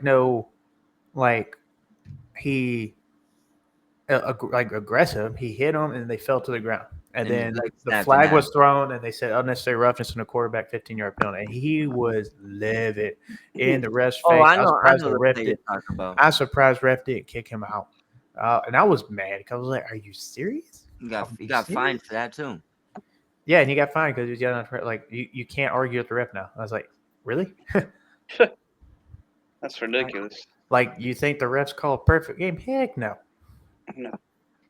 And it's kind of like NBA as well. NBA, you can't play defense anymore without a foul and somebody going to the free throw line. You breathe on the guy when he's shooting the ball. Oh, there's the whistle. All right. One more quick question, because both of you did the breakout women stars, right? Who are your breakout male wrestler for AEW in the next upcoming year? Nick Wayne. It's either going to be Nick Wayne for me, or I think Ricochet. I think Ricochet. Yeah, those are both great choices. Nick Wayne's definitely on his way. Right now, I'm thinking for a woman, I might take Alex Windsor. I mean, I think that she probably within the next year she's gonna be big time on AEW. That'd probably be my pick. For the men, I I would have picked Wayne, but I'm gonna try to get go a little different here. So, and I feel like the Kyle Fletcher's already like on a rocket ship, so Oh yeah, he's already there. can't pick him. Nope. Whew, that ouch. I could see Kip Saban finally getting that push too. It looks like Oh, he yeah. already starting. So I really love him and Nick Wayne as tag team. I hope they go for the tag team titles as well, even if it's like Ring of Honor. Yeah, I would like to see that too. I definitely wouldn't mind seeing that. I don't know about but I don't know about there's like so many people it could be. And then there's like a few of them that are like on the cusp. But you know what? I'm gonna say this, right? And this might be a cheap pick. Because I don't know if it technically, but I feel like he's never really broke out, even though it's somewhat seemed like he did. I'm gonna say Wardlow appears out of nowhere Bro, I am waiting for my next boy year. Wardlow to And come back. y'all think he's coming back? yeah, it's already been. They've already confirmed him and Camilla on leave, and asked for the time off to do a movie in Gladiators. So Okay. the Gladiators is. I don't even think it started recording yet. So his contract, I'm pretty sure, is on freeze because you asked for the time off. It's not like your Yeah. contract's running. And before that, it was injury. So gonna get the injury time added on. Oh yeah, he's got a lot too. Yeah, unless Tony decided to do him a favor. But my thing is, if you look at Wardlow's social media, he's like doing these weird little promos to market himself right now. You Oh, know, yeah. I've seen that. Yeah, I've he's seen that. like his daily regiments and like certain things. And now he's doing the Gladiator show. I just feel that when he comes back, it's gonna be a big deal. So I Oh, think it's yeah. gonna be, like so. I think before everybody wanted him to break out and he like kind of grew so fast that they gave him titles that they really weren't comfortable giving him, and those runs just never really amounted to anything, and it kind of just kept setting him back. But I think when he comes back, I think he'll finally be on heavyweight title trajectory. That's just what my guess would be. Him coming back around the same time that MJF cashes in would be perfect. Have him go for the world title too. So Man, I imagine think that, and they set up a feud with MJF and Wardlow, and then we have them go for the title, and that's how Wardlow can get a big break. Yeah. yeah, Because Oh, yeah. Wardlow deserves a championship run too. yeah, he Yeah, he does. does. I think that's why I think to keep Wardlow, obviously I think there would be a lot of extended period of time before he could actually leave. But I think to keep him past this contract, you're gonna have to guarantee that man some things now. If he is going to stay in AEW, they're going to have to offer him a heck of a lot more because he had a great TNT run, in my opinion, TNT title run, and I think he could be a great either international, continental, even world champion. Don't put him in the tag team. Don't put him in a faction. Let him be his own man, a Yeah. powerhouse in the deal, and have him compete for the title. Have some stories, some feuds, and get Wardlow to the top. Because if he don't, I guarantee you, I don't. WWE is going to want to jump on him because of how big he is, and have him come in. And it would suck because he would have to change his name. Not But no. That's his real last name. yeah, but they're going to like they did with Well, put it like with this. Mariah May. They changed her name, and I then would she picked. I would say there's some of them change their names because they don't want WWE to own that name when they leave. Yeah, so he'll Right. probably be like Jake Yeah. Wardlow or something like that. I don't know, spitballing here. Thing is this, if he wanted to use that name, he could, but understand then when you leave, you might have a problem being Wardlow. Well, So if he's Jake Wardlow, I mean that's WWE. yeah, So he could of be course, Jake Wardlow, but he can go and just be Wardlow. you Just just like don't Cody, want when he left, he yeah, wasn't Cody Rhodes. use He was Cody. Cody until he got the right to Cody Rhodes, and then he started using Cody Rhodes, Yeah. which was stupid for WWE just to do that. I thought that's Dusty's legacy, it should go. Like I'm surprised they even do that. They didn't try to do that with Dustin Rhodes. See that trademarking trademarking real names. I'm like so against that. It's like, bro, it's my name. They Like, the can't hell are own we my talking- damn name. Well, Like, Cody yeah. Rhodes. I don't even think that's their real name. No, see The that Rhodes. that's the thing. I don't think Cody's last name may not be. No, actually, it is because Brandy Rhodes. That's Yeah. her. So yeah, it gotta be. It gotta That's be a real name. Yeah. Yeah, I could have swore I a read real somewhere name. it wasn't. Let me see. But I think there was something where I seen maybe there's like a different father or a No, different no, mother. no. Their real last names are the Runnels. That's right. The Yes, Runnels. see, I knew it. I knew it. And then Cody's real name is Cody Garrett Runnels. What about Dustin? Dustin or Dusty? Dustin. I think it's Dustin Runnels. Hmm. Yeah, Dustin Patrick Runnels. Dap. That's crazy. So there's a gray area with all that. Yeah. And then Dusty Rhodes' real name is Virgil Riley Runnels Jr. Oh wow. So yeah, it's I not the knew real Dusty's name. name wasn't Dusty. It's like but it's I- like Roman Reigns. He's Joe Anoia.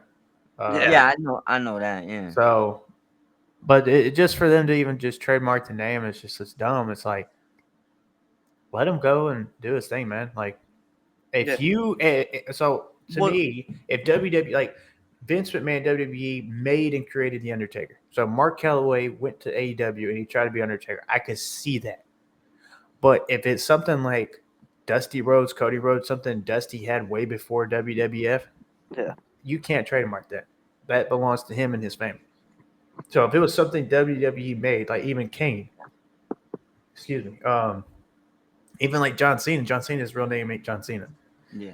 So those household WWE names are trademarked, stuff like that. Like if Dustin tried to do Goldust in AEW, I can see that. Wait, hold on. How do you know his name's not John Cena? There's no way you could see his ID. I haven't been able to see that man in 25 years. How did you see his ID? That's why he turned heel, because y'all keep doing that joke. No. But he went to go look. You see, he was like, hold on. I'm gonna pull up these facts. What are you looking at? There's nothing. I was trying to pull up his real name. But yeah, so to me, like if even if AEW, like AEW made, like it's probably why even like Monroe had to change her name, because that was her AEW name. Maybe that's something. Oh no, that's ours. So you gotta go do something else. So even they probably even pulled that card. So I thought WWE just gave them dumbass names when they joined up. Well, I mean, you got to think, like, if it's in AEW, I'm sure WWE's not the only one pulling that card. AEW's going to do the same. Like, if Hangman Adam Page with WWE and try to be Hangman Adam Page, I guarantee, unless it was Hangman himself. Now, to be fair, they haven't so far, because Ricky could have used he's still using Absolute. Yeah, but that's like a catchphrase. Yeah, but what I'm saying. But he had to go from Ricky Starks to Ricky. Bro, let's put it like this: WWE has the word yes trademark. And yeet, which and yeet. So like, how can you trademark yes? Like and I say yes on here. Are they going to? You want me to tell you the funniest part? And this is why I know Bryan Danielson and AEW is laughing at them, right? Yeah. You keep sending a cease and desist form or whatever the case may be that you're gonna sue him for saying. Here's the thing. He's not even saying it. He's not. All he has to do is this. The crowd does saying it. So who are you suing? Crowd. He didn't say it. Yeah. Just like so any judge is gonna laugh at that. It's like he's not saying it. They're not printing merchandise. You can't tell the crowd what to say when his arms go up and down. That's not up to you. You don't own the world. You know? If he does that and they just start chanting, yes, see. I mean, yeah, it's still the same thing, just different language. For example, right? If when he started doing this, the crowd started yelling "yeet," are you gonna sue? Yeah. It's not him saying it. Right, you can't. Just like what if Jey Uso ever left? I don't see him doing it, but if he did, went over to AEW and he started doing just the movement of yeet, and everybody was doing yeet. And this is what it is. You can't sell likeness, merchandise, and make money for financial gain off of that. And I get it, but you can't tell the crowd not to say yes. Speaking of merchandise, did you see MJF's response to Solo's new group name? It's like MFJ, but the wording is so similar, especially the logo. It looks like MJF. Oh, I So seen. he retweeted. He was like, "Huh, I didn't know it was a part of the bloodline." Yeah, did you see there was like a handkerchief a while ago or something one of priceless. them had that literally had like the same knockoff. And see, that's what takes me up. WWE gets so like petty with this, like suing and cease and desist, but they do a lot of stuff that's similar to like that one, like MFJ, really, which I forgot the term. I mean, just think of it like this. Think of it like this, right? Everyone they've brought from AEW had no problem with you putting them on TV exactly how they were. Same Exactly. name, everything. The only ones that changed their names are the ones that I mean, from what I'm hearing is these people wanted these names. I did hear that about Mariah May with because Blake Blake is her Monroe, niece. because Monroe, she's a big fan. I think Marilyn Monroe, and Blake is like someone in her family or something like that. if I'm not Yeah. mistaken. Now Ricky, I think probably changed. I'm not sure if Ricky Starks is his real name or maybe he just wants to be able to keep that name. So I could see why maybe he changed it. But you got Penta, Phoenix, Jade Cargill. A lot of these people went over the same way. They're literally the same. But here's the thing: if Same they name, yeah. leave though, will they be able to keep it? That's see, here's where they might have played themselves, because Jade probably, I believe that's her full regular name. There might be a way for her to get around that. Penta and Ray Phoenix. Here's why some wrestlers. Penta's already went through this before. He's had to already change his name a few times. You know what I'm saying? Because I think AAA owned like his the whatever his original thing was. That's why he went to the Penta El Zero Miedo. Which I wonder if he can go back now since WWE owns AAA now. He probably could, but I think right now he just goes as Penta anyways. So Yeah. You're right. Yeah. doesn't really matter. But if they left, they probably would have to change their names. They probably And would. that's where the problem is. It's like, Yeah.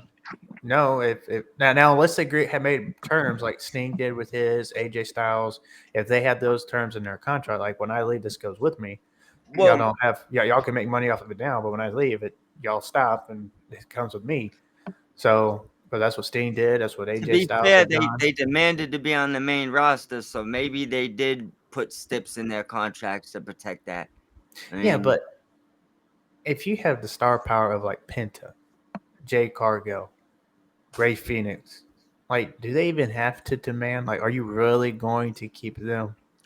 well, think of it Down. like this, but they just took Mariah May from the top of the AEW world and sent her back to the D leagues. And see, there's that. So they, But they did the same with Stephanie, who was a top draw in which CMLL is and crazy. AAA. They did the And same. they did the same with Julia, who was the top draw in Stardom. It's like, why do they? But AJ Styles even commented that when he first came in, he wished he could have done all over and went into that because he said it's a different type of. It's different in WWE. It's not like Impact or Japan or anything like that because it is that, I guess, that top production type company, you know. So doing the right, like he was talking about, having the right spots for the camera angle and having the right spots for this. Well, let me ask you a question, and this for both of you. I want both of you to each get a chance to answer this, right?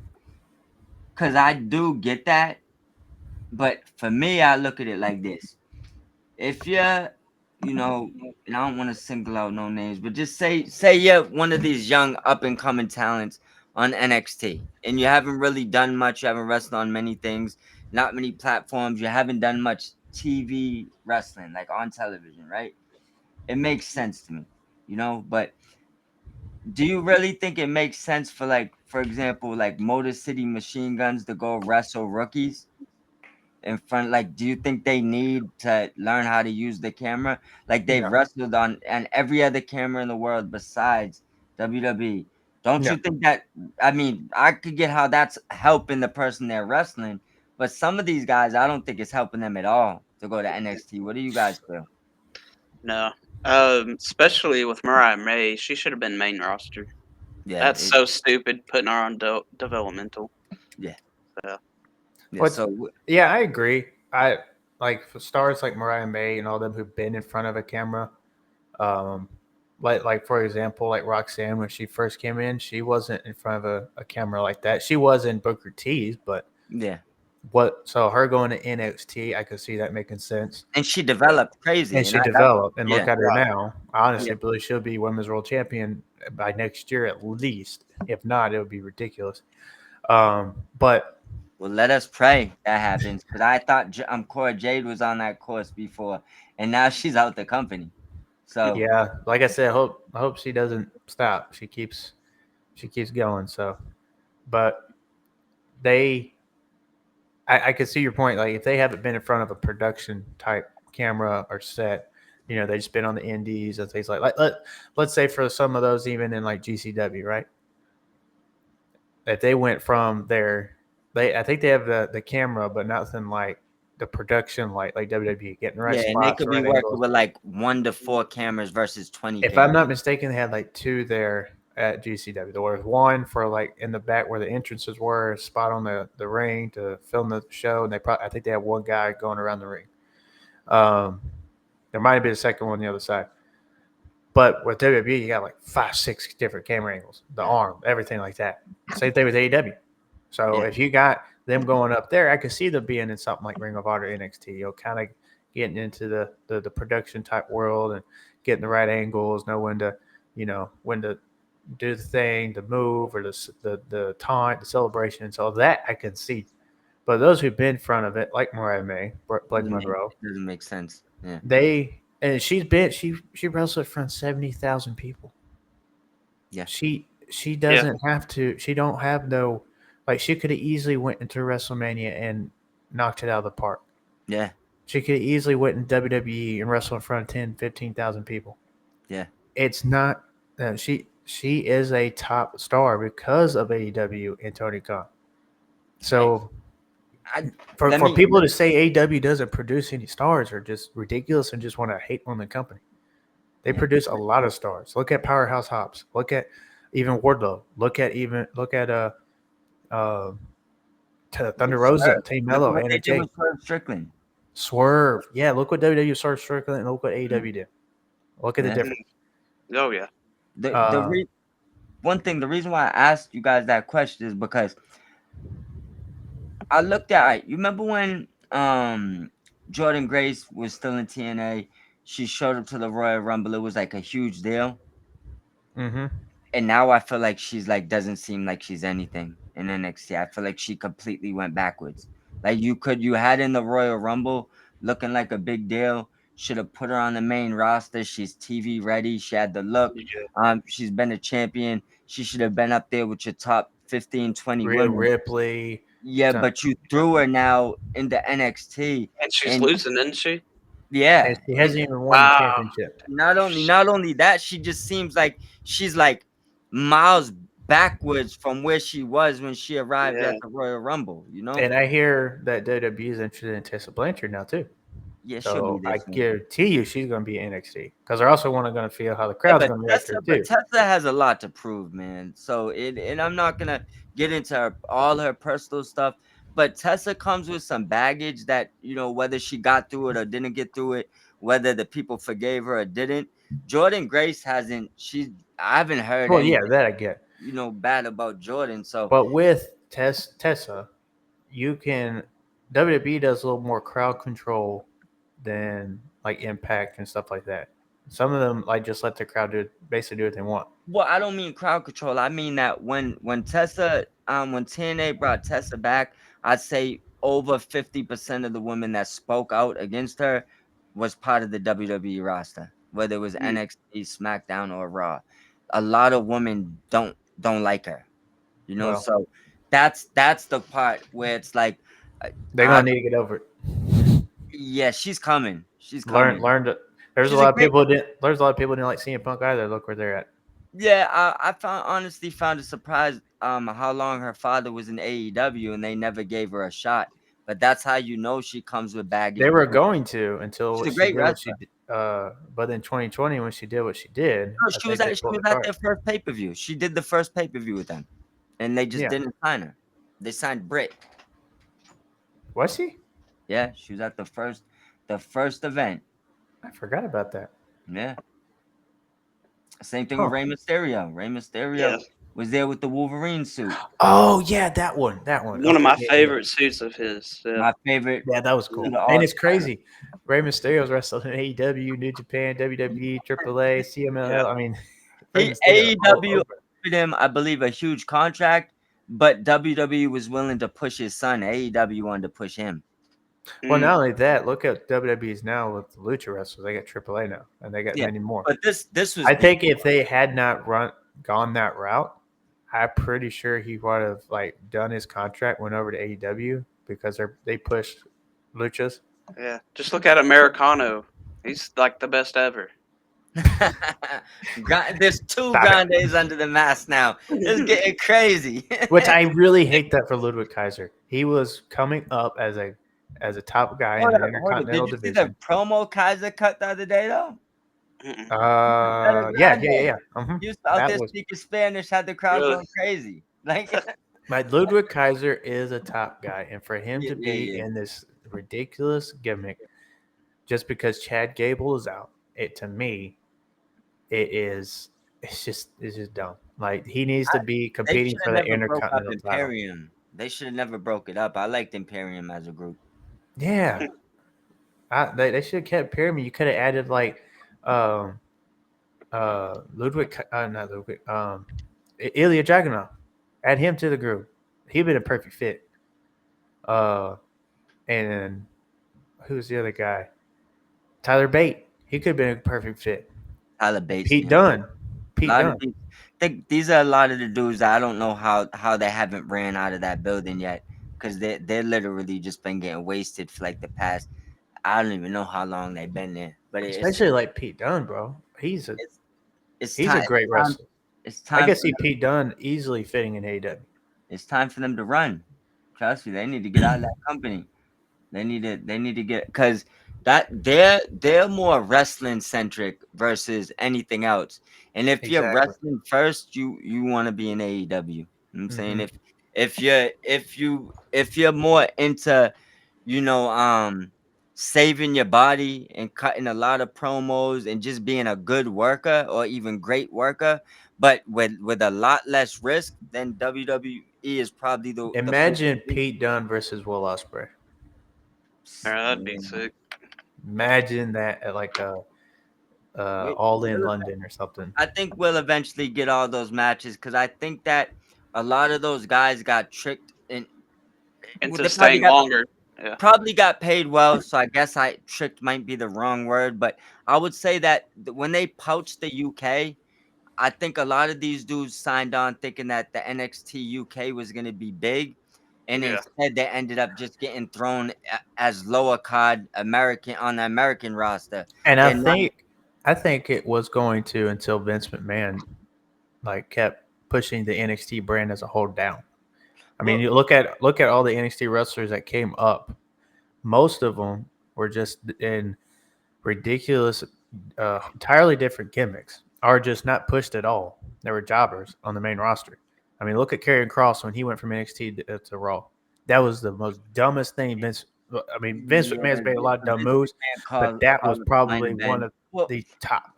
I can't act like the call-ups lately have been much better, to tell you the truth. Well, true, but I'm just talking Their about call-ups just suck, bro.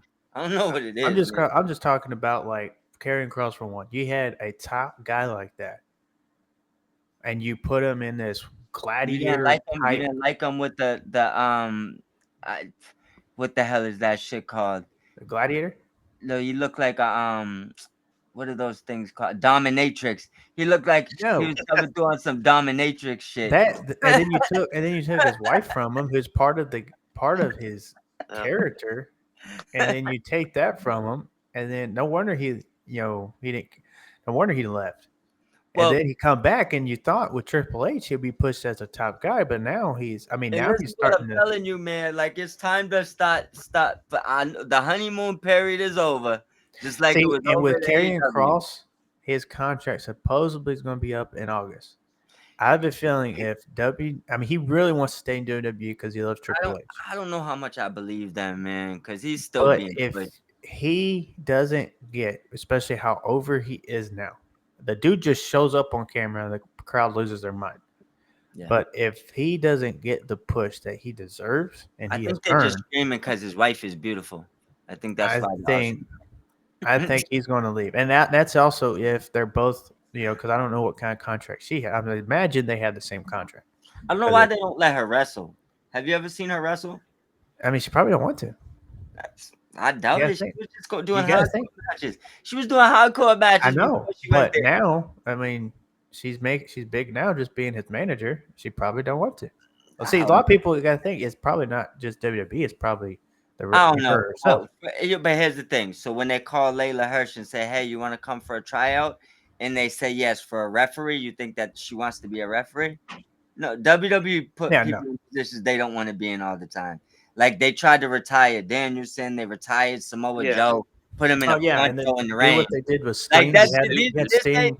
I don't want to just say she gave up on wrestling. I want to say they're using her as a man. You had Sting, who was locked under his contract for that long, and he was cleared to wrestle for like 4 years. Bro, word was that Adam Cole was going to be the manager for the Bearcat. It's like, come on, bro. Sometimes you just gotta. Yeah, WWE's make some ridiculous decisions. It's like Karrion Kross, that Bearcat. That was I didn't even hear about that. That's ridiculous. And you got even with like Keith Lee. Yeah, Adam Cole was like, "What'd you say?" He was like, "Yeah, let me just go get something out my car out back." He took off running. And that's the thing with and it was a big Vince McMahon problem, but there's some things Triple H does too that are a big problem. Like you have guys. Triple H making the same damn mistakes, bro. He is making a lot of similar. He's just earlier in the mistakes. He's just a lot earlier in them. So people have noticed. I don't get from what he was in NXT. You had banger shows, and a lot of them were just 1 hour long. And then you moved it to 2, and he tried to compete with AEW. I'll keep it 100 with you. I think Shawn Michaels was helping him drastically because I think Shawn Michaels still has great booking in NXT he just doesn't have all the talent that NXT Black and Gold had, I think Shawn might have been responsible for a lot of that booking that Triple H was getting credit for before. Because right now, it just looks like Shawn's so far ahead of him. You tell me if I'm wrong. There's a lot of things Triple H does that I'm like for example, when like right now with Karrion Kross, okay, and I'm on Karrion Kross because to me he's a top star and he should be at the top of the card, not used in a faction or anything like that. You had this man at the top of the NXT brand. He got called up. Vince McMahon put him in a stupid gladiator type gimmick, took his wife from him. He left the company. He came back, and now you're doing it. And then look what he's done since then. He's hardly wrestled. He got his WrestleMania moment. You had WrestleMania in his hometown, and all you did, you had him show up and interfere in a match. You didn't even have him in a match on the card. He had to cut a promo basically explaining his frustration with creative. And you even see his wife. His wife, she's like, chill, calm down. Let's not get fired here. And he's like, no, screw that. I've been a good soldier for this long, and this is what it's gotten me. You have WrestleMania again in his hometown. If you don't re-sign this man, put him on that card in a top match, you're wasting. And if Karrion Kross, when he resigns his contract, he needs to put that in there. Like, I'm tired of being this jobber. I'm a top draw. My shirt was the number one seller on the shop. It was the number one seller when you put it in the arena. I'm a top guy. I deserve my spot. I deserve my time. Him versus Gunther for the world title would be banger. Story and match itself. Don't start. He said it took sleeping. I thought this was an AEW show. Damn it. That's true. We veered off into the other world. Yeah, we veered off. But I would love to see Karrion Kross in AEW. Okay. One thing I want to say though, that's what he was getting to. Because if they don't use him, really, I guarantee you, if Tony Khan sees him, because he would draw some money and some viewers. Yeah, I saw a picture of him recently. I guess it says updated gear, and he's wearing tape on his arms now. Mm-hmm. He looks like a young Triple H, like early 2000s. Like that shit. I was like, damn. And that's why I'm like, he could do something with that, bro. And that's what I'm saying. But if he doesn't if Triple H doesn't like want to use him because he's so caught up in the celebrities and we're seeing Cody Rhodes and Cena again, and we're seeing who's Gunther's facing CM Punk. I guarantee you, Punk's winning that title. There's no way he's not winning that title now. And then we're gonna have Seth Rollins versus Punk later on. I guarantee. I So agree. if I he don't has wanna no cut plans for y'all carrying short, Cross, but I got work. Hold on. I got work in 2 hours, so we got like another 5-10 Damn. minutes. I just realized it's almost 1 in the morning out here. I gotta be oh to work dang, at 4. did you even Bro. sleep, Yeah. Yeah, I slept good earlier. Trust dude? me. I slept like 11 hours. I don't know how.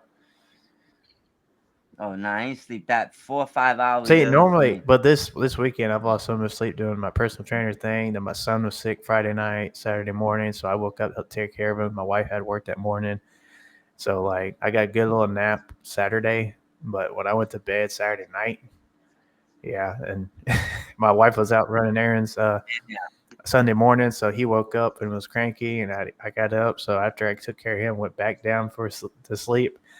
And when I woke up, I was like, "Oh dang, it's like 12 o'clock." And it was 2. I was like, "What the?" I slept most of the day away, When they're young, that's when your schedule bro. is Yeah, crazy. bro. Especially when I got That's this going on, the full-time job at the sheriff's office, and the part-time trainer. Like, man. You gotta balance it out till you make it where you need to make it, and then everything will fall into place, man. But let them know where to find you. Shout out all your sites, man. you can find me on X. You can find me on TikTok. You can find me on uh, Threads and Instagram. You can find me on YouTube even and subscribe. Trying to hit 1,000 by the end of the year. That's my goal. Trying Yes, to sir. get 10,000 to TikTok at least by the end of the year. Hopefully sooner. So I'd even like to get to 10,000 on X too. So you can follow me on there. All coming. You can follow me on all those. Subscribe, and I do my workouts, my gaming, and I'm thinking about a Patreon. I'm thinking about that. Okay, cool. Get one started. Definitely get one started. My brother Took. Let them know where to find you, You can man. find me on X, and that's about it. Okay, but He's like X, too many socials. X, and on this channel always, but on this YouTube channel, Yeah. the Elite Mob. So Same thing with me, Yeah. man. That's it. We're easy. Find me on X because I'm not answering anything else. You're gonna just be left in my inbox. That's it. X and X only. yeah, All right, and just so y'all know, in case we do the live stream, that's gonna be at Took Mhm. Timbo, spelled just how it sounds, TOOKTIMBO,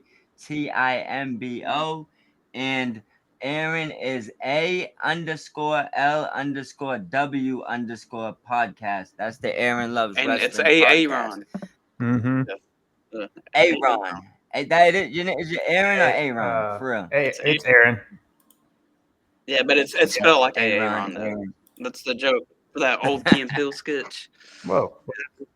Yeah, Oh, got you. That's why I said that. That's why Turnbuckle was calling him Aaron earlier. Aaron. All right, I got you. Yep. And also, I like the new setup too, Aaron. It's looking good over there. I do respect Hopefully that. when I go to Bound for Especially Glory, I that. get some TNA stuff back there. Well, listen, get out here. Same thing with you. I don't know if you could get out here, Tuck, but try to see if you could get out here for one of the next events that come out here. But Bound for Glory is probably gonna When be does lit. that take place? Let's pull up the date. I'm so behind on TNA now. Oh, me too. I just started catching up. AEW is like the only thing I really got time for lately. So Bro, and I just kind of like well, GCW now too. I've been watching them on YouTube a lot lately. So October 12th. Yeah, I've been watching TNA, but I'm starting to do TNA watch along. So okay, cool, man. Maybe Yeah. I'll try to get back into I- it, but that relationship with WWE kind of stirred me the wrong way. They made a bunch of their Not champions look like total trash, bro.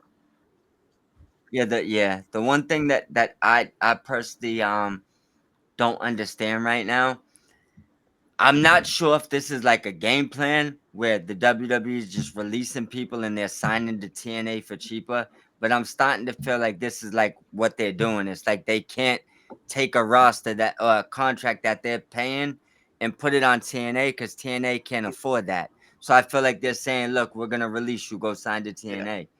They're piling in there to keep you know? people on the back. Like I don't understand. Yeah, because why would you like, for example, and I don't want to call him out because I'm a fan, but I'm just gonna use the name for an example. Cedric's on the main roster, right? Why would you get released and then sign to a partner that WWE clearly treats as lesser Yeah, than? I don't know. It don't make sense if you do it that way. Like that's unless you knew you was getting released Correct. for that. Yeah.